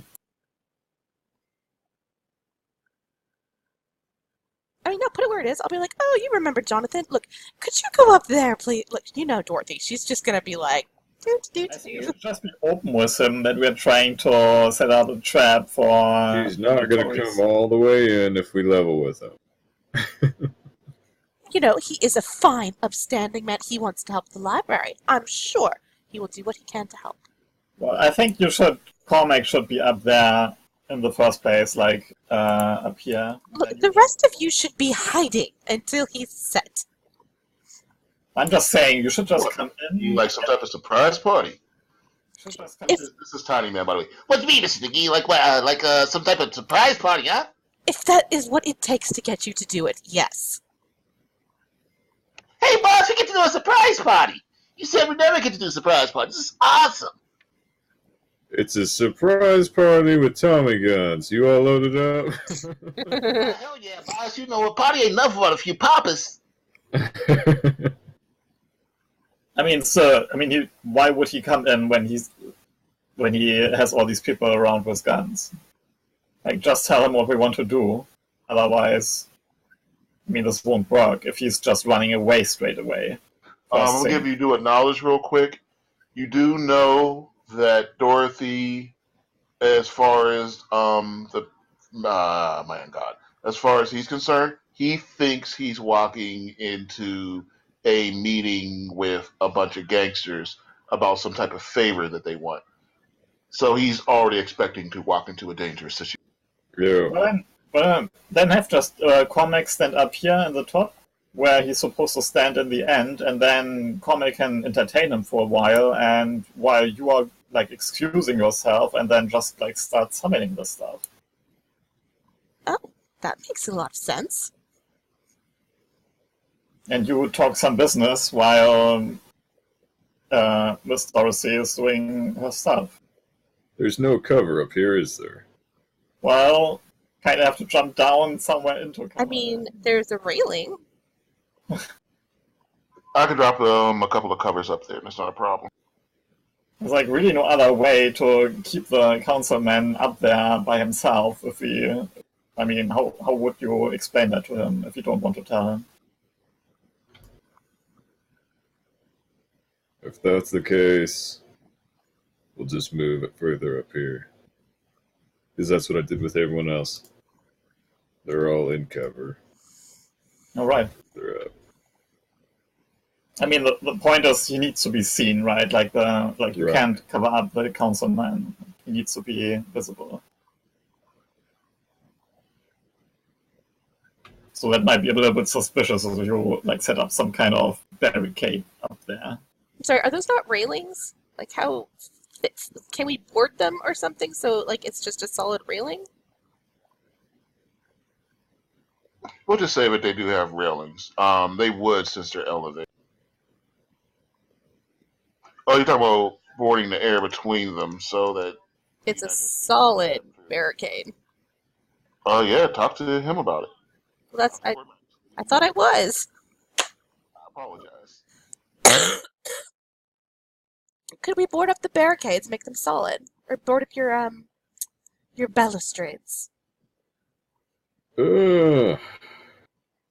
I mean, the important part is that your men are not to be seen straight away. Like the when he arrives, he needs to see you, Miss Maggie, and the councilman. That should be it. Well, Jimmy's my right-hand man. I don't want him very far away from me. The other guy's already in cover on opposing sides. Might be a little bit suspicious if your man cowers behind the barricade while you're talking to the councilman. Oh, so he might bring someone with him? Well, I think the frog guy suspects that anyway, so I don't think that's a problem. He's got one guy, I got one guy. We'll lose the barricade. You happy? Yeah, I mean, you can always put up the barricade below and then jump down behind the barricade if you think that's working for you, or put it somewhere else where you can jump behind quickly. You know what, Teach? I like you and all, but I'm not spraining my goddamn ankle for you. How high is this? Fair enough. I mean, you can also jump behind this here or something like that. We'll have to do that. Yeah.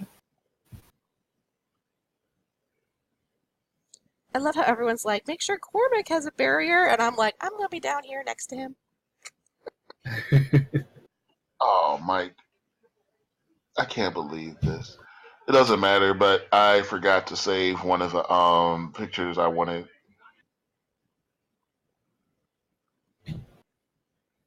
Doesn't even matter. I did keep one that I wanted. Can you grab a So like I card? said, while time passes, my card. and you guys This is a bridge, I guess, hear you're going down. a limousine pull up.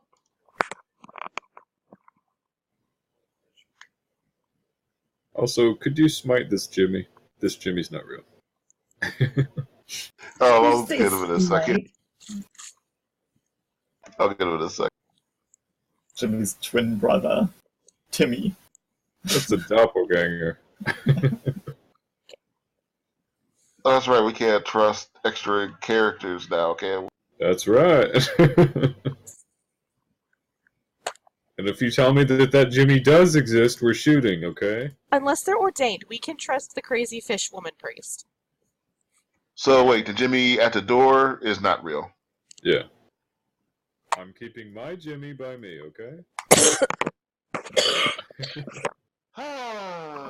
It's not Sunday, or else that would not have flown.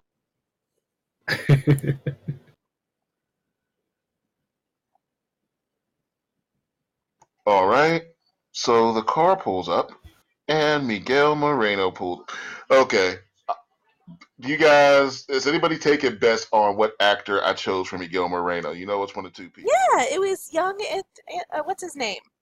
I told you about that. Yeah. I did say that, didn't I? You did. Well, that's not who I chose. It's He fine. lied. He does not look like young Antonio Banderas. He looks like Jimmy. Like who? I don't know who that is. You cut off. I only heard Jim. Oh, I totally know who that is. That's actually way more fitting. Yeah, you know Jimmy Smits. In fact, he's played this character before, actually. Mrs. McGee, how old are you? Wonderful. What's that? Nothing. I said Dorothy thinks he's cute either way. I mean, he dated Julia Roberts at some point. I don't know, when she was young Julia. You know what? This is unimportant. All right. Mrs. McGee, how are you? Well, I've been better. I'm not used to doing this sort of thing, but let me introduce you to Cormac. Oh, Mr. O'Doyle. It's nice to meet you in official capacity. I wave because I'm a good 20 yards away. Come. This is hardly a place to sit. Come on, let's 80. let's go. So he's flanked by two people. No, I'm sorry. He's flanked by three people.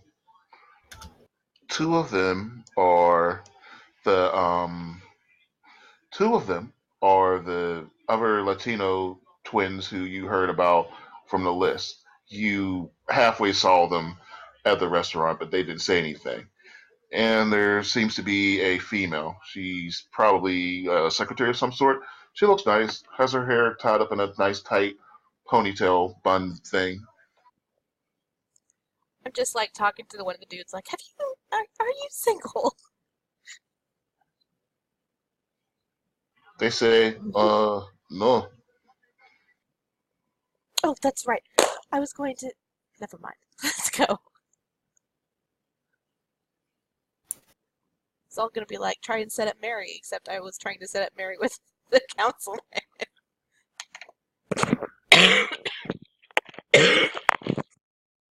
Okay, let's go. Okay, Mrs. McGee, I'm here. Oh, he's over here. Come on. I think I'll stand right where I am, Mrs. McGee. Well, you're going to have a very hard time doing business there. Look, they're very concerned about these newfangled devices that the police have. Wires, I believe they say, and thoroughly swept up here, you know. I assume you're going to have me roll for this. Mrs. McGee, I just saying I feel a little bit more comfortable standing where I know what's behind my back. Yes, in the middle of a warehouse surrounded by an elevated walkway. In the middle is the safest place. You know, sometimes I see things like this.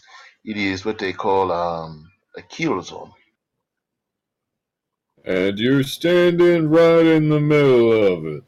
Yeah, I'm not so happy about this, Mrs. McGee. Yes, come You over got here. No. In the event that gunshots do start flying, the safest place you can be is right next to me. Wouldn't you agree? You know, I agree. Fine. Okay. How can I help you? I shake his hand.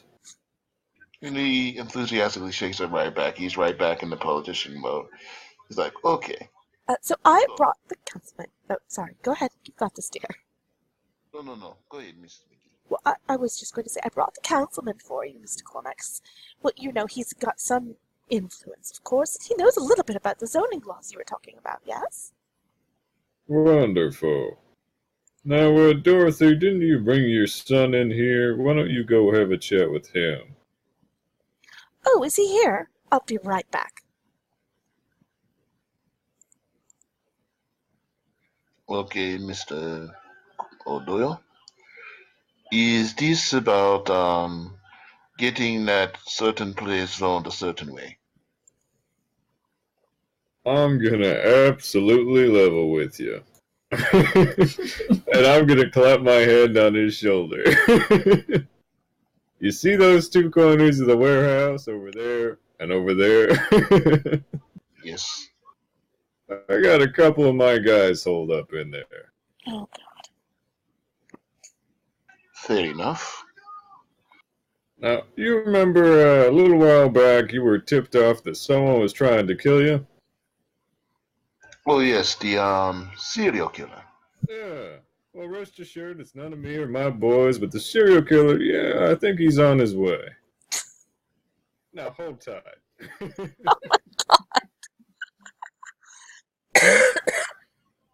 So you're saying that I am here is a bait.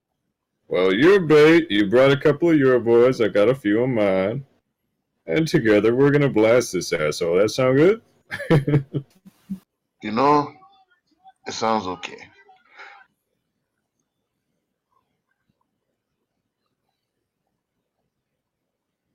So I'm like looking at this card like, okay, how does this work? All right. So you've been studying it. You've been studying the book for a while, and you end up realizing the best way to do it is to hold the card aloft, cut yourself with a finger. I mean, cut your finger, touch your thumbs. Never mind. Take your bloody thumbprint onto the symbol and to sing the song. Oh, okay, got it. I do that. I know, I should give you more flavor, shouldn't I? Sorry, I forgot that I didn't have. I forgot I pushed to talk for a second. So Dorothy scrapes her finger, and as a trickle of blood comes out, she takes her thumb and she presses it against the symbol, and she starts to sing the song. Or whatever his name was. Just, okay, just sing this song. Could you tell him the name again? Red Latoya. At Lakoya, at Lakoya, at No, it goes like the Lakoya. Mac the Knife beat. It goes to the Mac the Knife. Ah, whatever. Yeah. At Lakoya.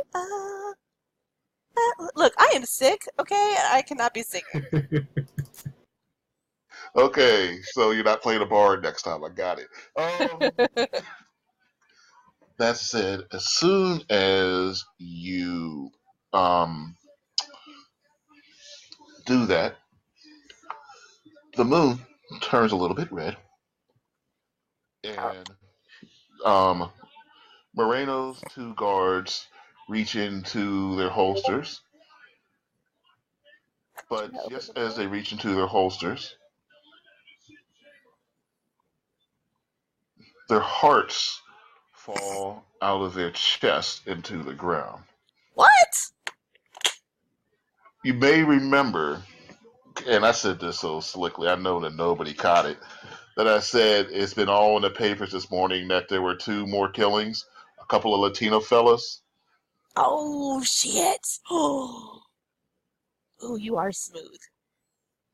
So, yes, unfortunately, Wenton got to these two already. And where there were them, now you have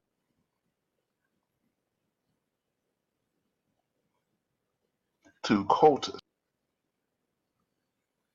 You expect to see his secretary turn around the screen. In fact, Mr. Moreno goes up to tell her, like, no, don't worry, Melissa. It is okay. And she says, my name? That's not my name.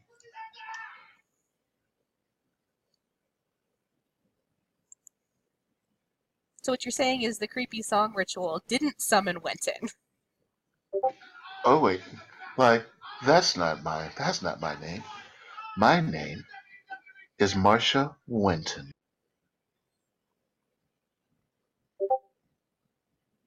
Uh, what? She says my name is Marcia Wenton, as in the first victim, as in Jonathan's, as in my wife. Oh, dang. Hello?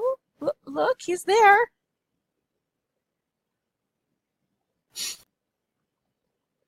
Is that her moving away? Hell yeah, she's backing up.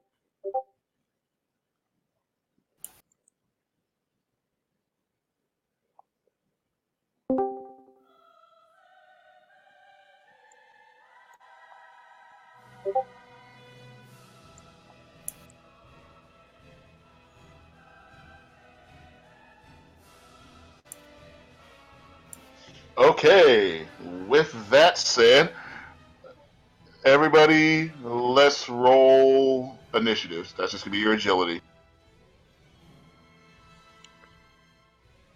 Oh, okay.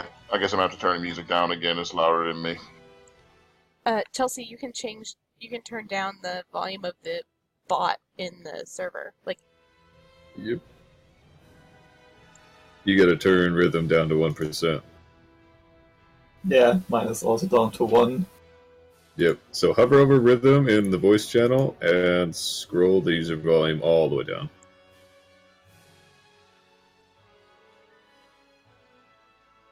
You find it?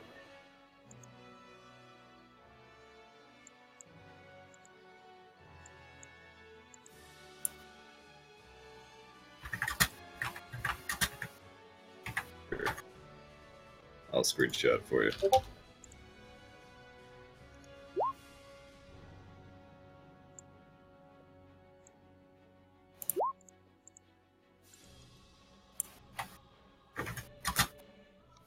click on the bot.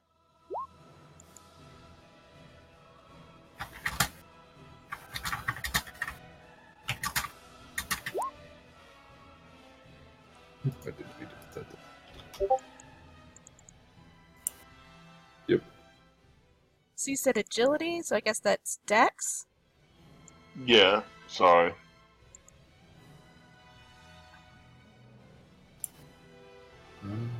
Dex. Nice.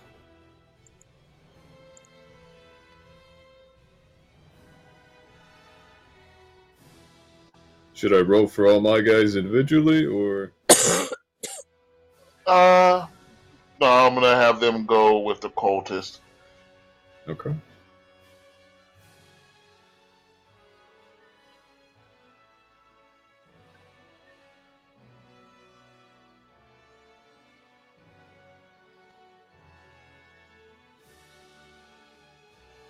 Alright, so that being said, I think that's everybody except for Mavis.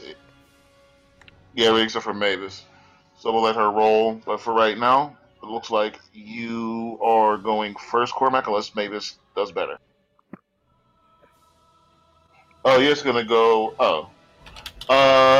All you do is just go over the bot, use your mouse 2 button, and it should say volume on.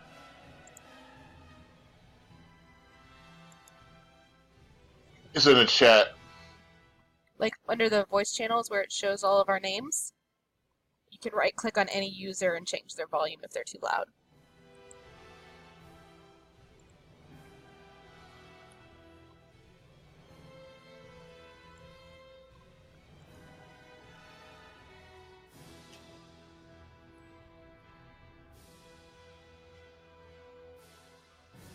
Alright, O'Doyle, what are you doing?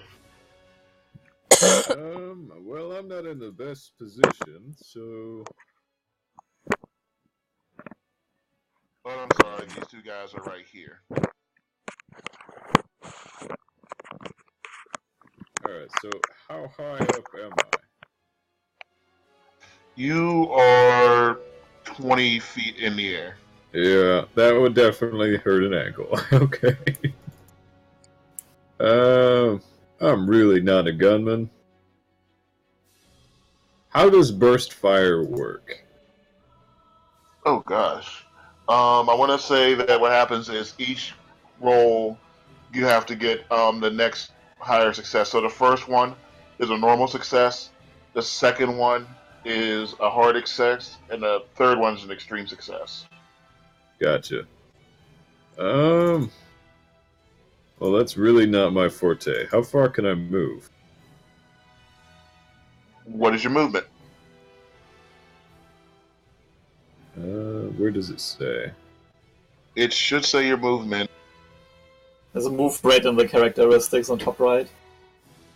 Below education. Oh, 8. Okay. So All 8 right, so squares? 8 will get you to the. 8 will get you probably right here.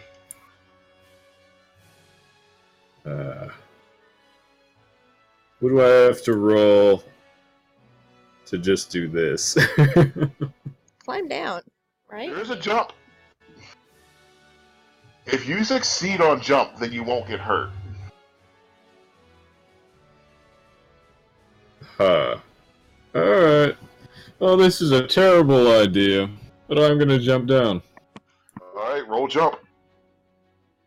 No, so So close! so close. Alright, so roll me a 1d4. Since you were so close, I'm letting you have the d4 instead of a d6. So you will take 2 damage from that, but you'll take 2 damage from that, and you don't get to shoot this round. Can I stab? If they get close enough to stab you, of course. Is that all my movement? Yes. Damn I it. mean, you could probably walk up to one of them if you want to, but I'm going to say when you landed, you tried to check your ankle. You didn't hurt it, but you did feel a nice shock all the way through your leg, through your spine. Oh, wonderful. Alright, well, that's my turn then. And I believe that brings us up to Jonathan. Alright, so no one shot yet, right? And I'm behind this thing, so I want to make the dagger fly.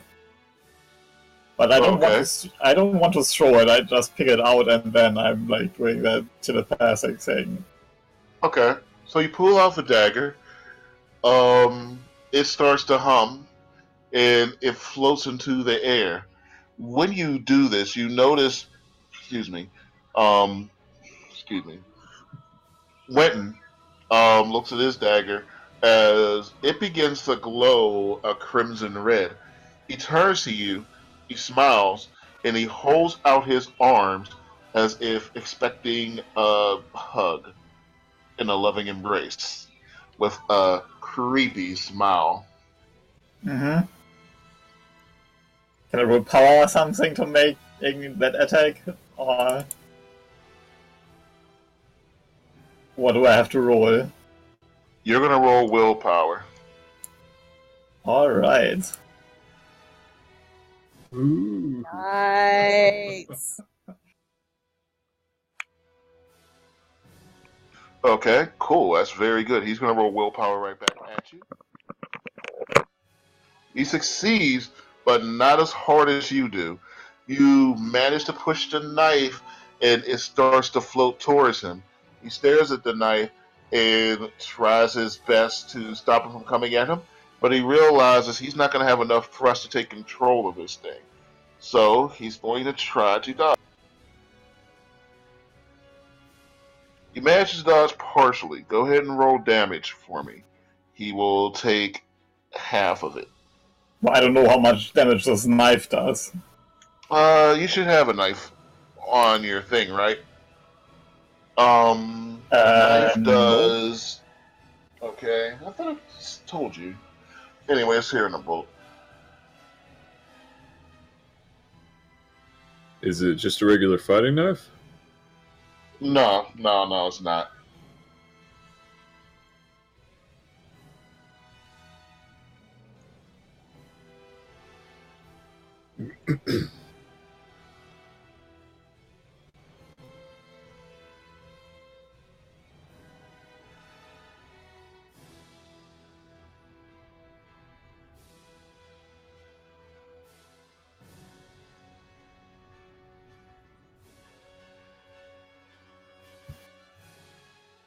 I mean, a regular fighting knife is 1d4 plus 2 plus damage bonus. Yep, that's still what this is too. It's still 1d4 plus 2. 1d4 plus 2? Plus damage bonus. Well, I don't have, like, I'm not wielding this, like, this is like magical floating. Yeah, so you're getting the 1d4. Okay, yeah. You're still getting 1d4. We're still getting 1d4 plus 2, because that's not your bonus. Your bonus will still go on. Alright, so 4. So that's 4 damage. He will take 2 damage, because he did resist it. Mm-hmm. So he grimaces and says, well. Look who started going around with magical knives. But I gotta tell you, the brothers will be reunited. And they're not gonna be reunited with some nut like you. Well, we see about that. Stab. Alright. That brings us to... Did Mavis ever give me a, She rolled a 50-something. 52. Okay. So that means it's his turn.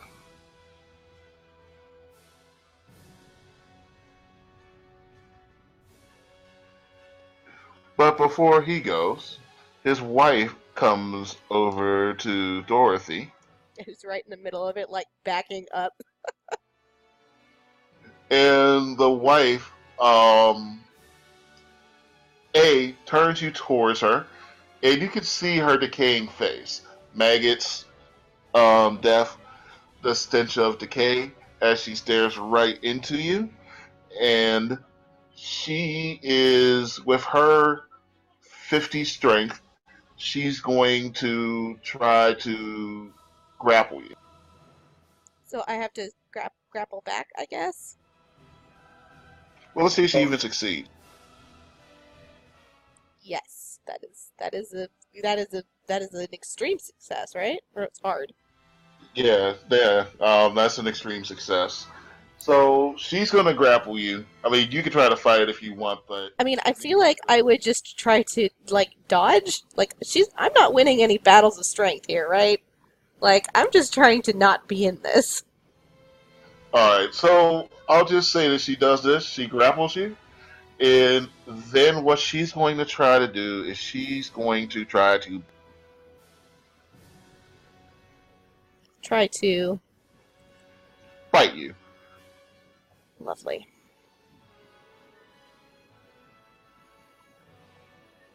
With okay. All right. Want So to- she bites didn't right want to into your dodge? shoulder.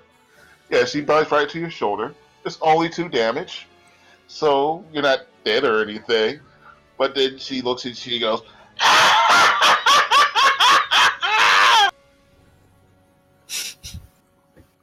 Uh, She bites you. I'm sorry, forgot to mention when she bites you, she does suck a little bit of a blood out of your shoulder, and you can see that when she laughs, she was gargling as she still has some of a blood in her mouth.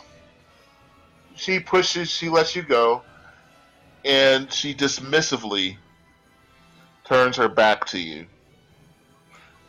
And her husband walks up, kisses her, and the blood goes from her mouth to his. And that wound that Jonathan just gave him heals. mhm. Yeah, my goal is still back the fuck up. So he looks at you, Miss Dorothy. He says, I gotta thank you, Mrs. McGee. You gave me everything I could have wanted. Who knew that you were gonna give me your heart, your soul, your everything? I gotta tell you though, after I get done here, you and your family are gonna get just what they deserve. Yeah, is Steven there's no way Steven's just like sitting there. Yeah, Stephen heard that, and he's like, Mom! But while he says that, he turns to Mr. Marino, and he takes his knife.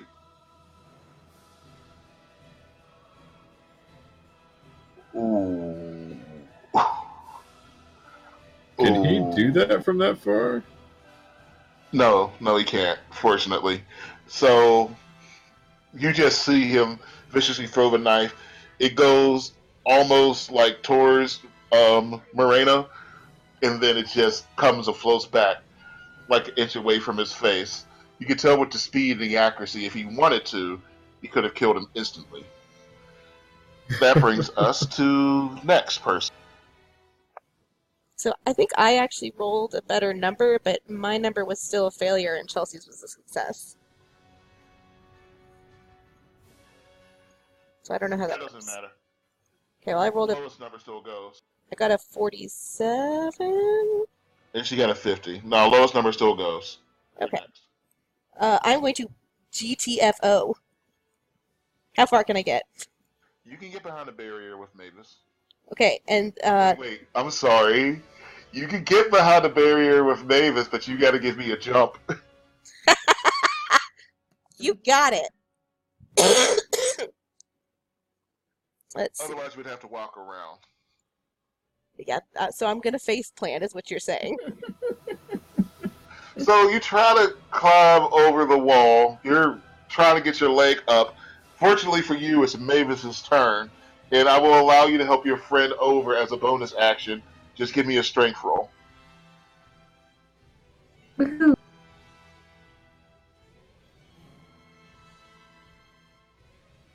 Oh, Mavis, give me a strength roll if you're gonna help Dorothy get over this. Yeah. Oh wow, Mavis is just like country strong, and she just Yes. goes and she pulls your little old butt right over the thing and lays you safely next to her. So she's laid next to you.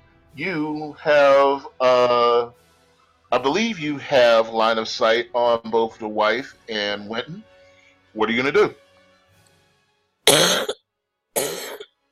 I'm gonna shoot the crap out. Go for it. Is that just the By the 2d64? well, It's your firearm. if you scroll What down you on can use. if you scroll down on your sheet to where combat is, you can click next to your weapon. Yes. Nice. All right. So who were you shooting?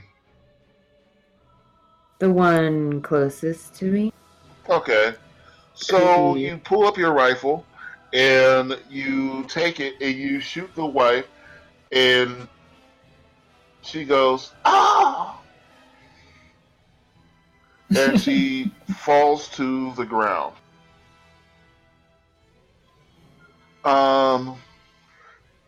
What's his name? Says, "No, not again, not again, no way.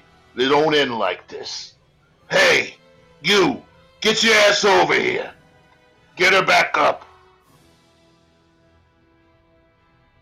At which point, one of the cultists, because it's his turn now, comes by, and he's going to sprint over and come up to the wife. He's like, "You know what to do." You guys look as the cultist takes his knife and he slits his own throat. And when he slits his own throat, the blood goes onto the mouth of the wife, and she's going to regain.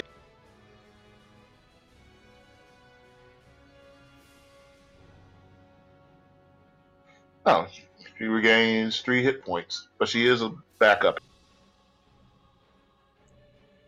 And that brings us back to the top of the order with Cormac.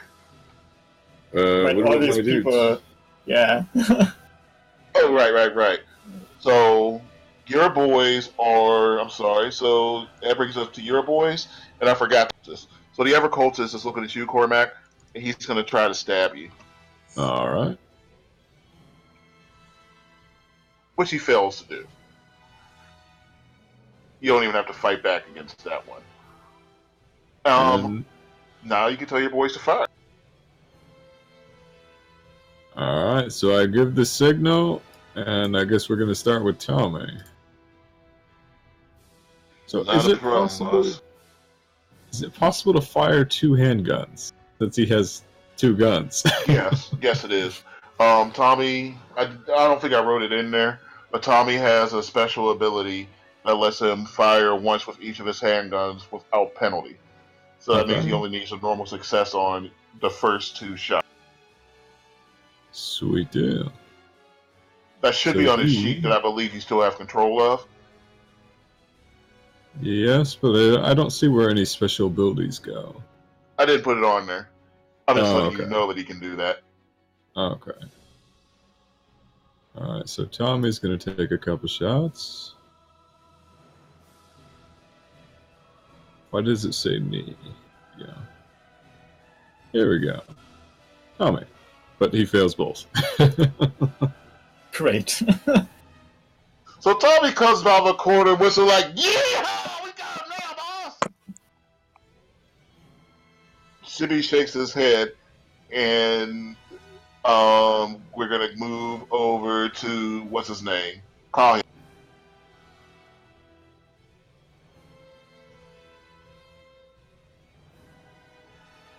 Alright, now Carhill, on the other hand, is one of the few guys with a Tommy gun.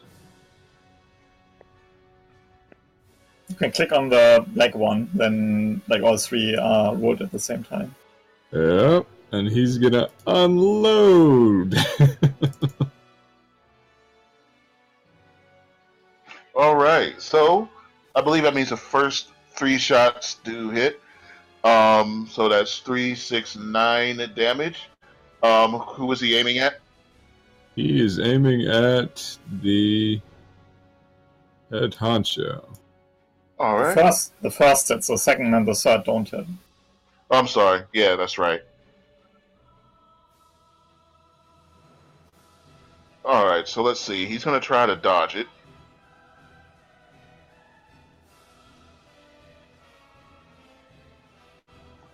And without even having to use one of his little prism shields, he matrix dodges. Yep. No, he does not matrix dodge it. He just dodges it, taking half damage. So we'll call that a 2 instead of a 3. All right, that leaves us with Diathy and Connor. I guess the crazy fish priest? Oh. oh yeah, the crazy fish priest. So we have Dahi, Connor, and then Jimmy. So Connor, similarly aiming at the same guy. So hit and then fail. Hit then miss. Hit, fail, fail. And second is a fumble. I think that is a malfunction of the gun. I think. That Depends might on be like what that is, yeah. We'll worry about that later. So he takes that one dead in the chest. It knocks him back. He's not dead, but he does turn to the cultist that nod him towards him. All right, next person. Wait, that's supposed to be as Dahi.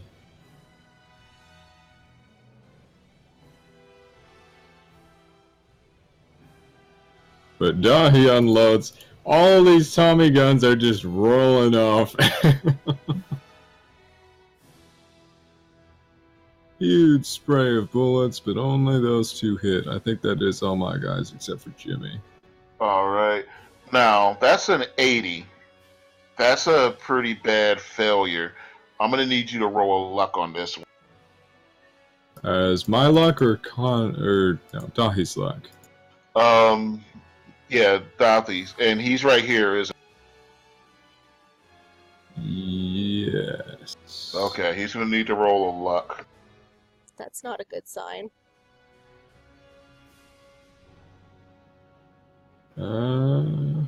He doesn't have a luck value. Okay.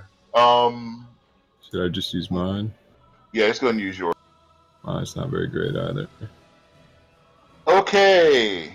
So I am going to roll a d3. If it is 1 or 2, 1 is Mavis, 2 is Dorothy, 3 is nobody. You know what? I'll make it 3 and 4. No.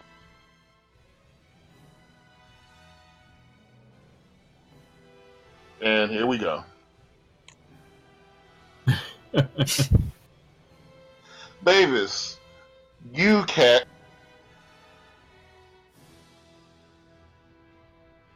Two points of damage to your shoulder. Oh. That's what you get for standing all sideways. It's the narrow part of my body facing the enemy. Cormac, it is your turn. Well, Jimmy's got a chance. And he's the one who actually sucks, so I'm amazed he actually succeeds. Yeah, he didn't just succeed. He succeeded the hell out of that first shot and does manage to nail the big man for 6 points of damage. And Cormac, on the other hand, is going to just try to gut this guy who's right in front of him. Go for it. Yeah, you take your knife, you stick it right through the guy. You actually feel his spine snap as he slumps to the ground. I mean, Are you gonna technically, move it on? the priestess would like act still, or like these two, if they do anything. I mean, because Cormac's turn is like the next turn, basically. Mm-hmm. I kind of felt like they were there for like the taking care of the, well, I guess banish the demons and all. They're gonna just like stand there and talk, I bet. Yeah, these two are wiggling their fingers. And okay, so these two are praying as fast as possible. It's actually hard to even keep up with their words. At this point, you notice that despite being shot as many times as he's been shot, he notices their prayers, and he turns to them, and with his knife, he makes a little shush sound.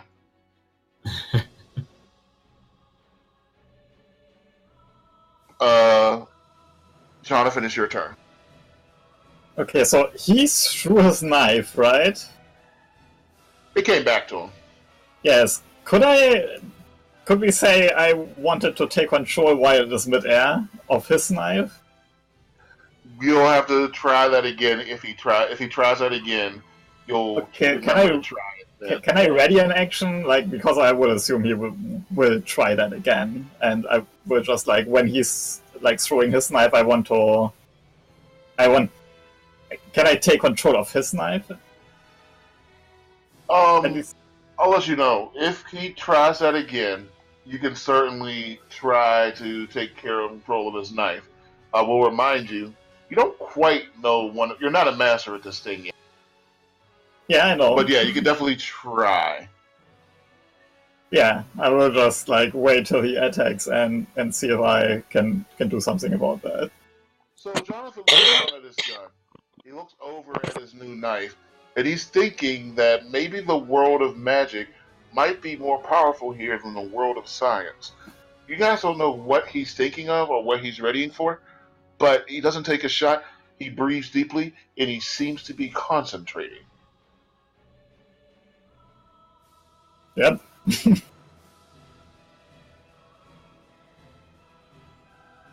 All right. So, what ends up happening is we get back around to Jonathan Wenton.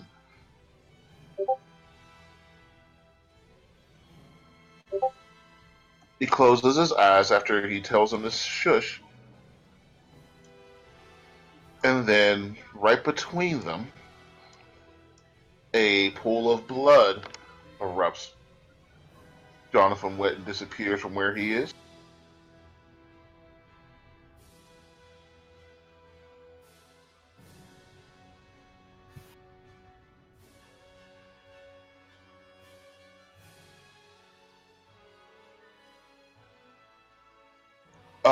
When he appears next to the priest, he's going to try to stab.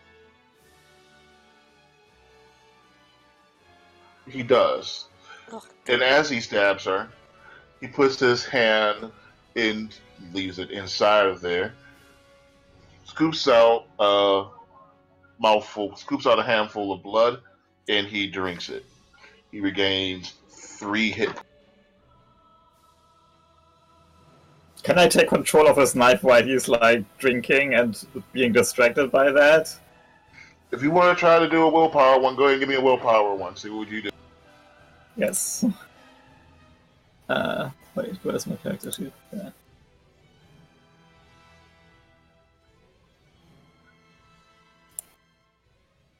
All right. So he notices that his knife is being tugged at, and he says, "Interesting game you're playing here, kid. Let's play."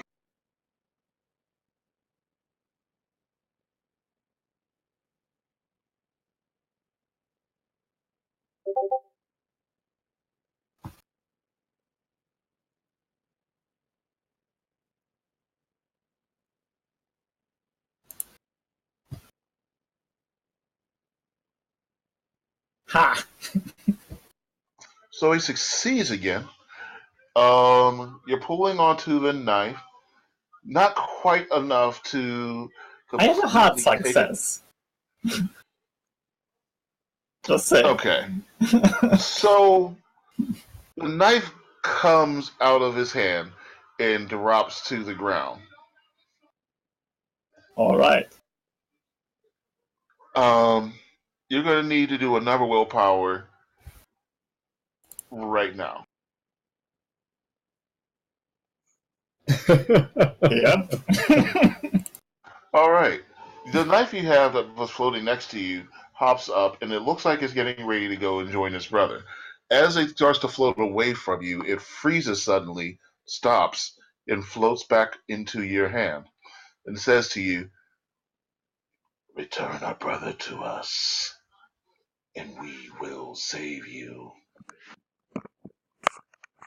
Can I let the other knife float back to me again so that I have both knives in my hands? You don't know the other knife's name, so you'll have to introduce yourself to it somehow.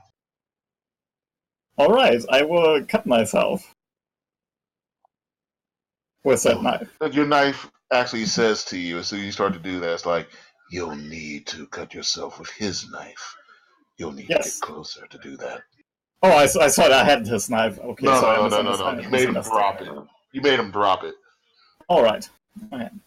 Okay, my turn is over, right? Or can I still run over and just grab that thing? Oh, yeah, then I will just jump on that knife. But where are you? I'm super close, and I have 8 movements. Okay, yeah. You can jump on top of the knife. Yeah. He looks down at you and says, "What the hell is this crap?"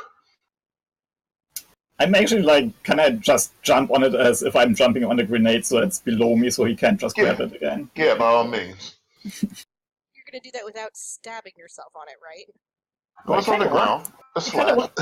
Yeah, but I kind of want to stab myself anyway, so I mean, I wouldn't mind if it kind of would cut me in the process.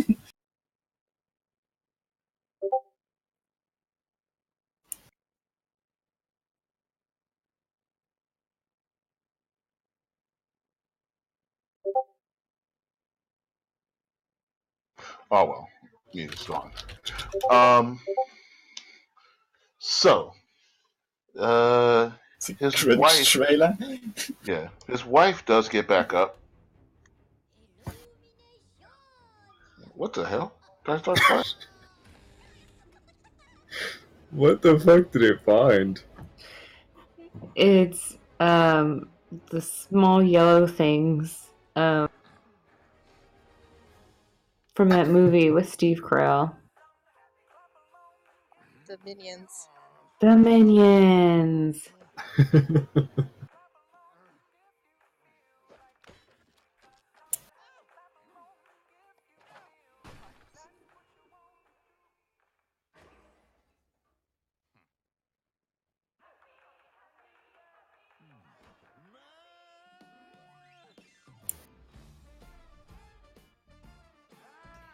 Now it's from Secret Life of Pets, I'm pretty sure. Oh no, the Grinch. The new one.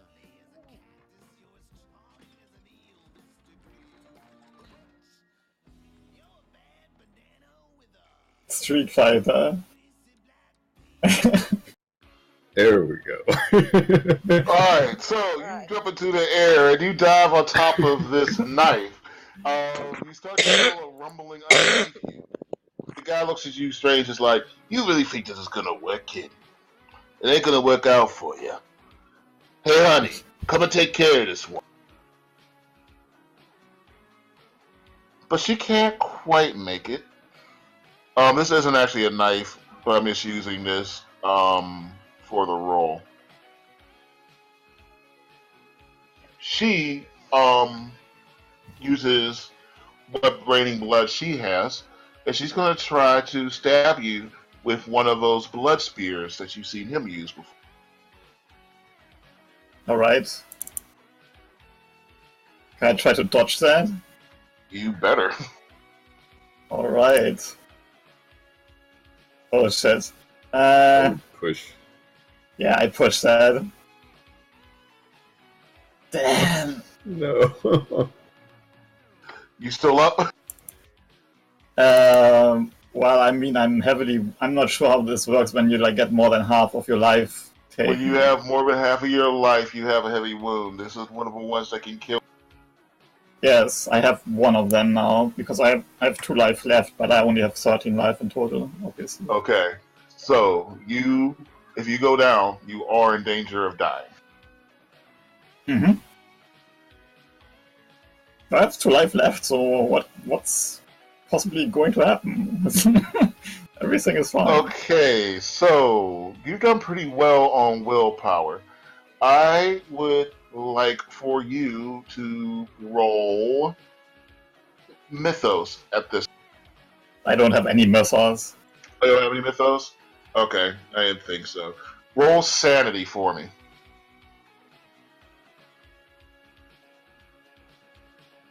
That's something at least. Okay, so suddenly you hear your knife say to you, "This is your chance. Take us both. Not only will you reunite us, but you will find your father." All right. I mean, I'm doing so much stuff here. Is it still my turn? I mean, it's kind of her turn, right? Yeah. All Yeah. you need to do is claim the knife for yourself.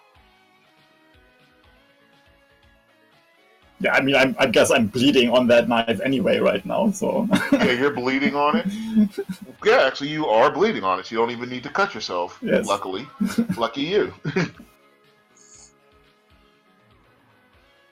So, there we go. That brings us to his turn, right? Yes, that brings us... Nope. Cormac, Jonathan, Baddies, Dorothy, Mavis, Cormac's boys, priests. Yep. So that brings us to his turn. And he looks at you and says, "Fine. You want to make this a battle of wills, huh?" No, his turn was attacking the priestess. Like, his Yeah. turn is Oh, already right, over. right. He stabbed her. Okay, so it is now the cultist's turn. I believe all the cultists are dead, which means it is Cormac's boy's turn. Nope, Dorothy and then Mavis and then my guys. Sorry, I apologize. Dorothy and Mavis, do your thing. I mean, how far can I get? Dorothy, you can My move is 4. It's shit. move up 4, and you should be able to shoot the wife. Like 1, 2, like there. Can I get line of sight on her? Yeah, you're fine. But if I miss, I could hit Steven. Yeah. Then I wouldn't fire. I would throw my knitting needles.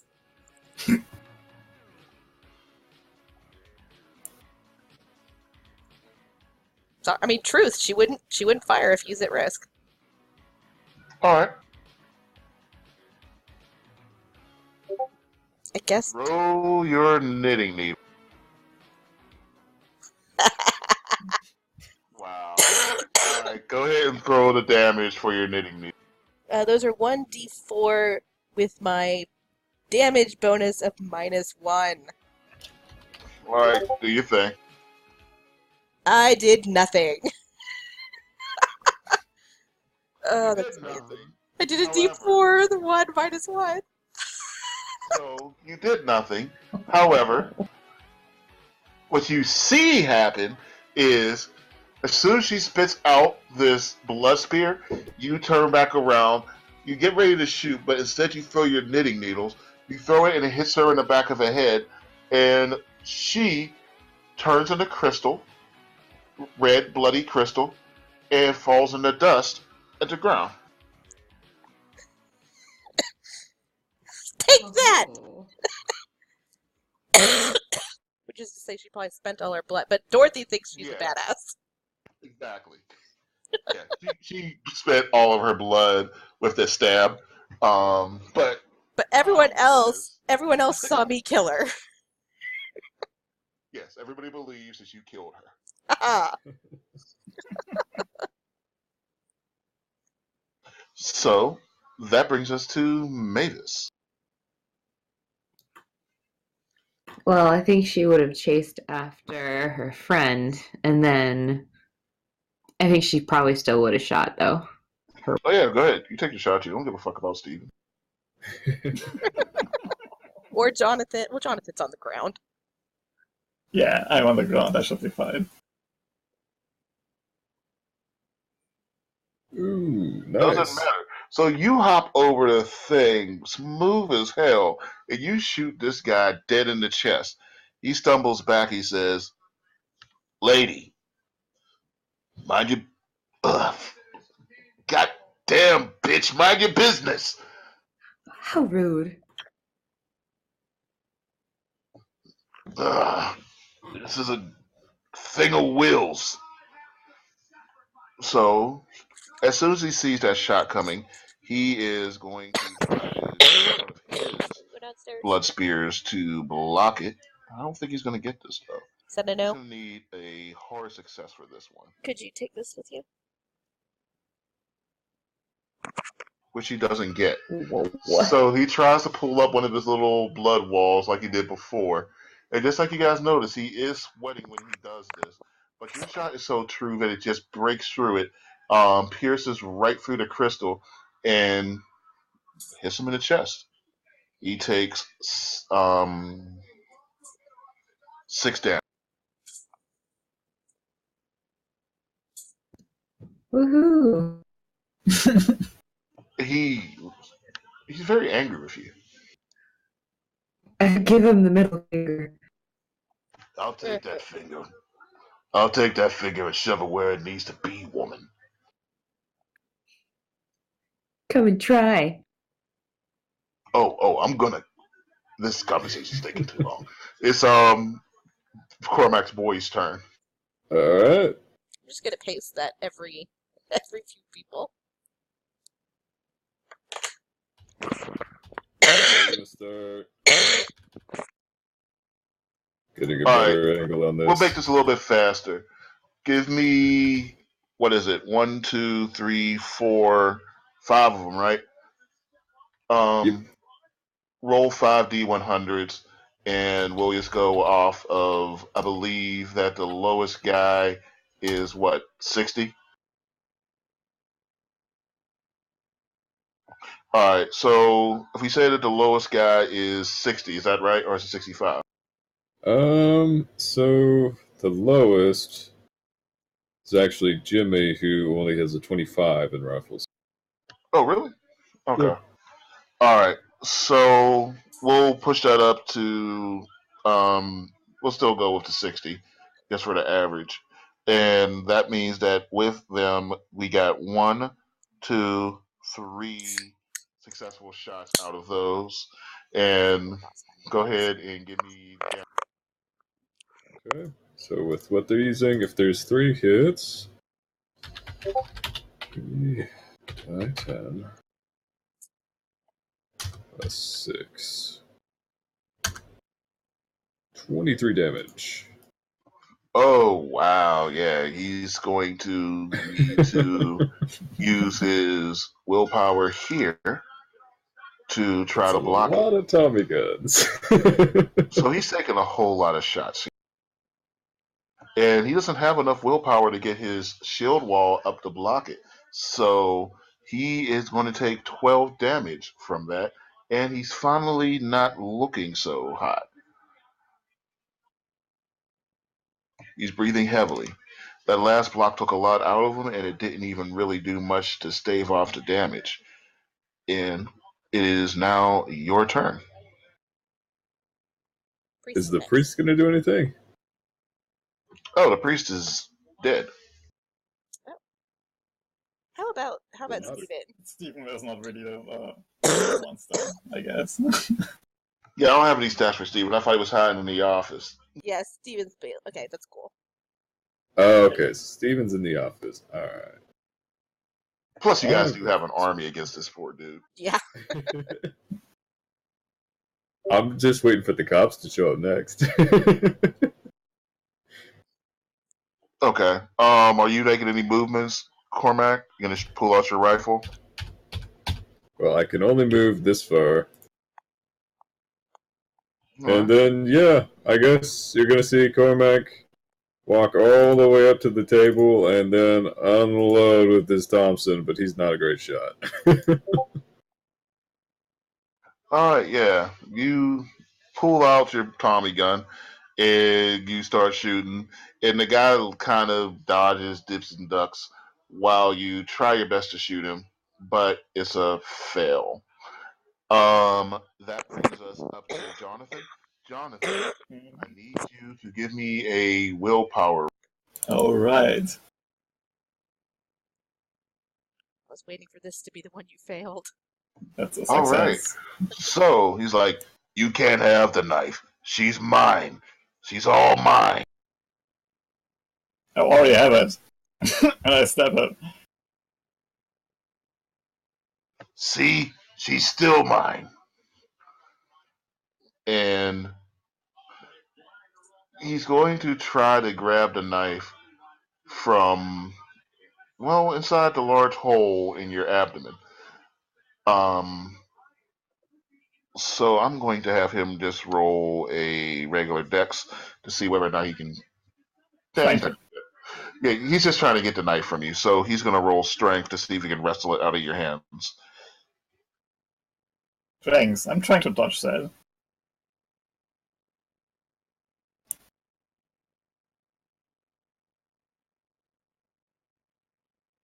Okay, those are equal successes.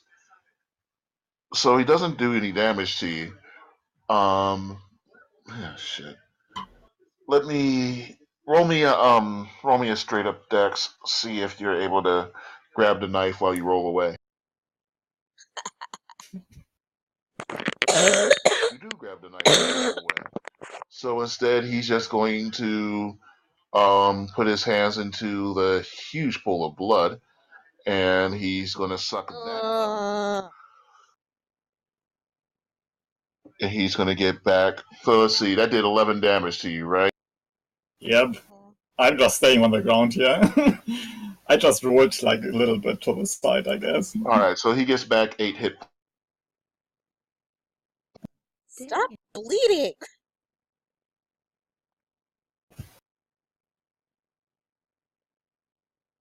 And this time he says, "Okay, that's it. Enough games."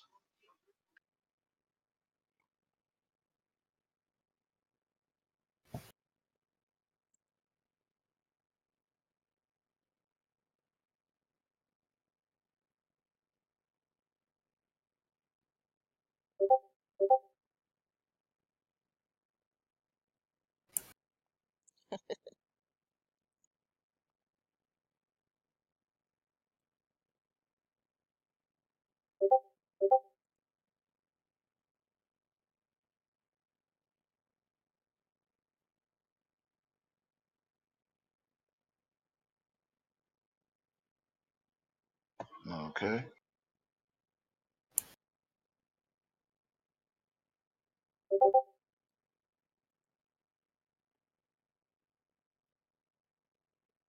Well, anyway, back to Night Star's playing, and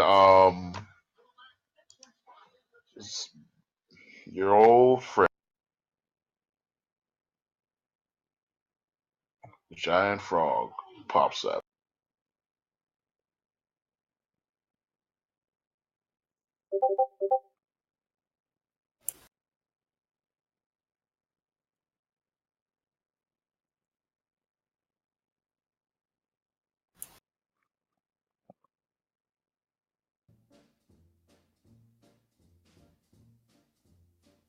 So this frog appears next to Cormac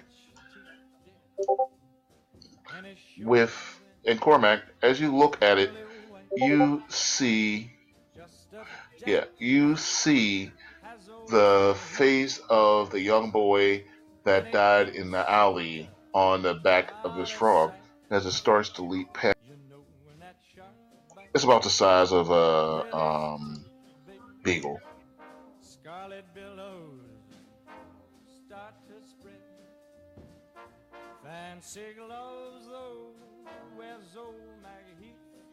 But with that said, I believe it is Dorothy's turn.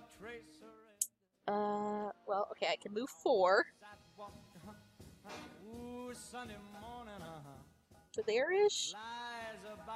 Yep. And I'm gonna shoot my gun at that thing. Shoot. Go for it. Poor Cormac's like watching her pull this thing out, like, okay, spin the thing, point. This should be good.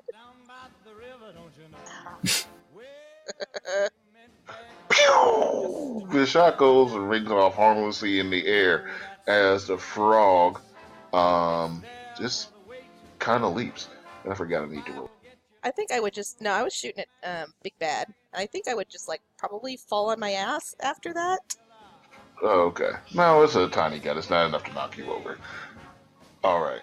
Should I? Well, The frog is, by the way, I will tell you that the frog is leaping, and you can't really tell whether or not it looks like it's looking at Steven or whether it's looking at the big bad.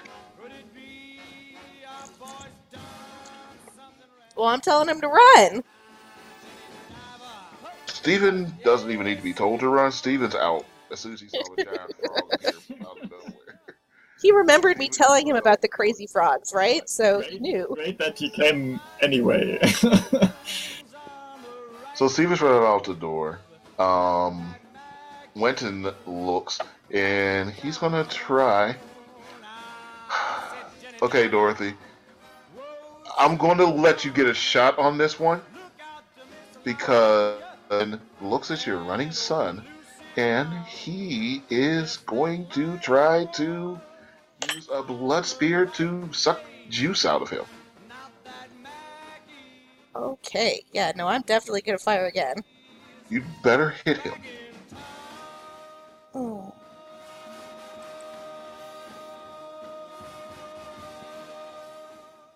Guys, I'm about to go mama bear on this shit. Push it. Yeah, push it. Get her.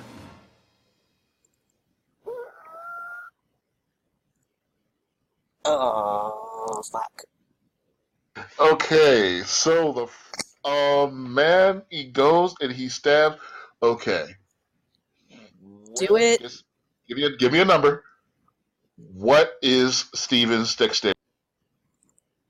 Steven's dexterity. You see his 19. picture. You see his picture. No, you see his picture. So we can assume he's relatively healthy. And probably not overweight, you know. I mean, priests, they don't have a ton of excess, so. All right, give me a number. Fuck us is 65. All right, 65. Which means that his dexterity number he'll be playing with is 35. We'll push it up to 70. So the dexterity he's rolling is a 35. He needs to beat a 30.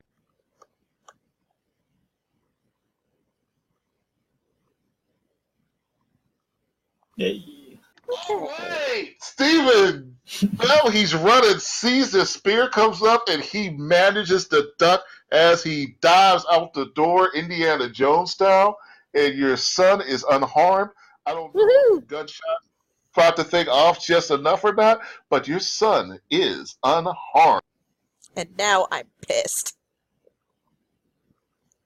All right. And that puts us to Mavis. that puts us to the boys. No, Mavis.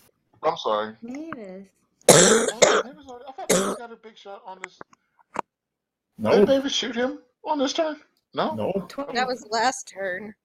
Mavis does so much damage. She's not supposed to be the battle one, but she does all the damage. And you can guess what she's gonna do. Oh, yeah. Yeah. She's gonna shoot him again. Go for it. Whoops, I closed the window. No problem. Panic.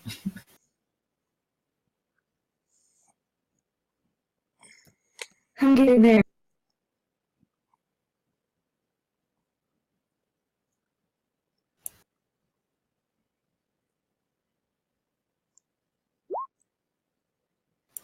Oh, unfortunately, that's going to be a miss this time. Poop. All right, Cormac, your boys are. Is there? Same drill. Yep. All right.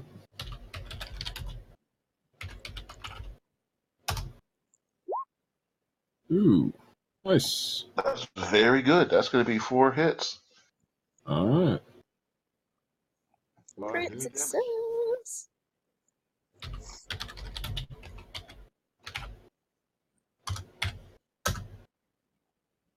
$13. Did that roll right? No, that's one No. die. It's 1. Hold on. I did that completely wrong. 4 die 10 plus 8. There we go, 27.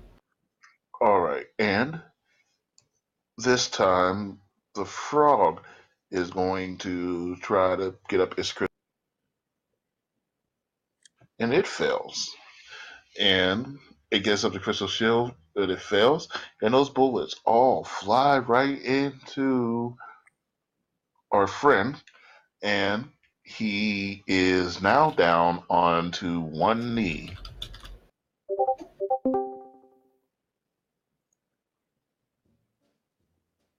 I did it. Yeah, Huzzah! that's actually perfect.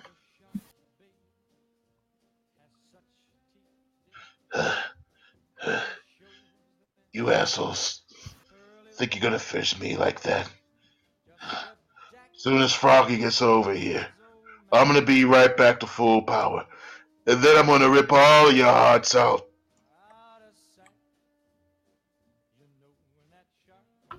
No, thank you. All right. It's the frog's turn, and I'm gonna have the frog roll first aid. Doesn't it have to go after John? Oh, the frog rolled a 9. Oh. Damn.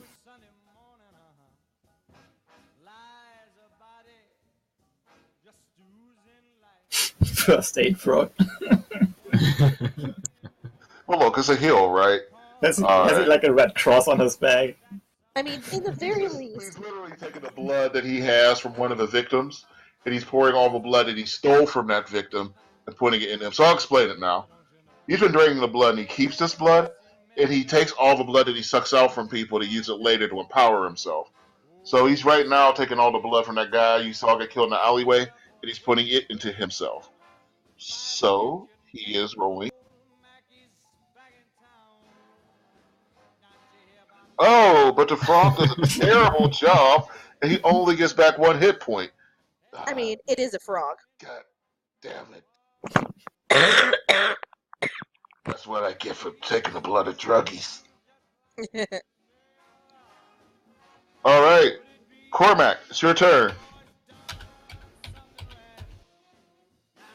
Cormac's just gonna walk right down up to this guy.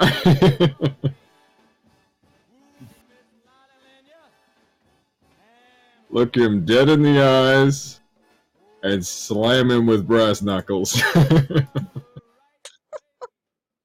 So you hit him right on the jaw, and he hasn't been punched in forever. He remembers that being punched hurts, especially when it comes from a guy like you. He tries to keep his bearings together. He's going to try to fight.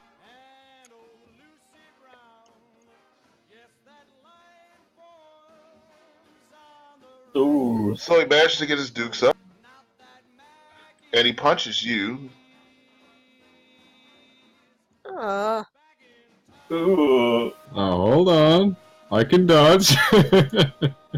Alright, so he's about to get you right in the gut, but instead you manage to evade it just enough so he just kind of scrapes you on the gut.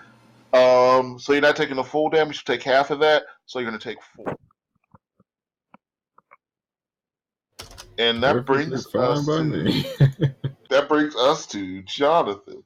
Actually, you know what? Make that 2, because that was an extreme dodge. Okay. Alright, so I will crawl. Oh, wait. So Yeah. right now, I need you to give me a double willpower if you're going to pick up both of these knives. Yes, I want to do that. Double willpower. Okay. Push it. Uh-oh. Alright, so your old knife listens to you. The new knife Can I push the new knife? Absolutely. I want to like smear a little bit of my blood that I have all over me on it and say, well, this is the time. Yeah. I get that. Holy All shit. right. So the first time you try to get to pick up the new knife, and it is literally stuck like Mjolnir.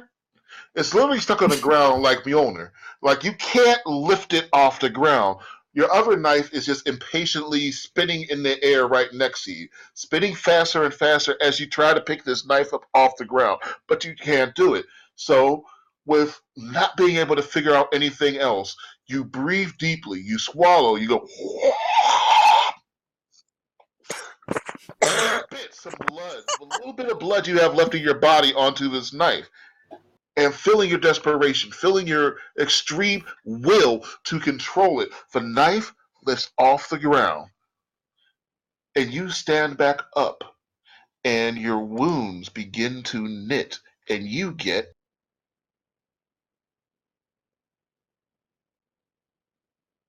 5 hit points back. Ooh. I like that knife. He's over here like, ooh, I like this. And Dorothy's like, ah, drop the knife! All right, give me a sanity roll. Okay. Oh no. So, as you stand back up, your eyes go white, and both knives begin to float in the air while you're still holding them.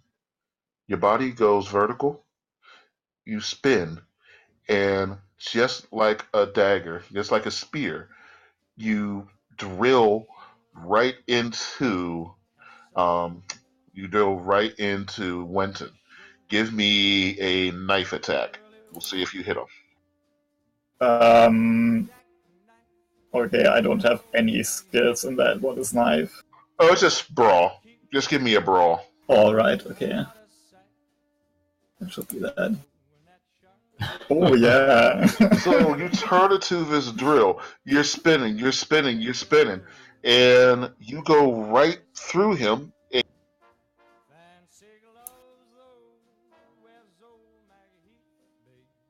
7 damage right through him. You literally go and stab him right in his chest. And he stares up at you, and you hear the police sirens. And Detective Stone and Detective Brown walk in, and they see you standing over the serial killer. The frog disappears, and instead of a frog are the bodies of all of the victims that left the coroner. 13. We'll just say 13 just for a nice number. 13 bodies laying down on the ground. Detective Brown, Detective Stone walk in. Cormac, your boys are gone already. They know the deal. They didn't stick around for this. We'll also say there was enough smoke and everything that they never actually saw the frog. So, as far as they're concerned, they were just shooting at some mooks. But you're standing here, lots of bodies, dead serial killer, and 2 cops. And that, ladies and gentlemen, is not where we'll end. We're going to flash forward just a little bit. Mavis, you're going home. Cool. All right. So, Mavis, you're going home.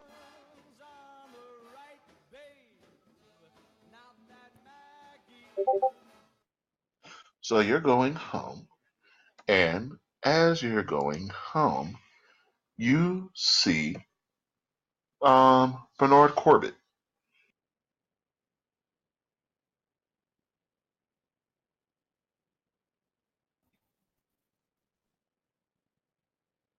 If you say anything, you're muted.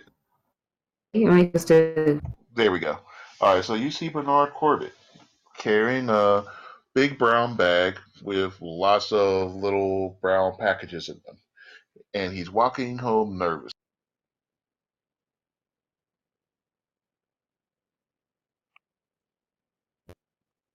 Better inspect it this time. Last time you just let him walk away. and it okay. Broke out a little bit, so I didn't hear it. Okay, I'm sorry. So you see Bernard Corbett. You're on your way home. You're about to walk up your stairs, and you see Bernard Corbett nervously going down the street with his brown satchel. with a bunch of brown papers in it.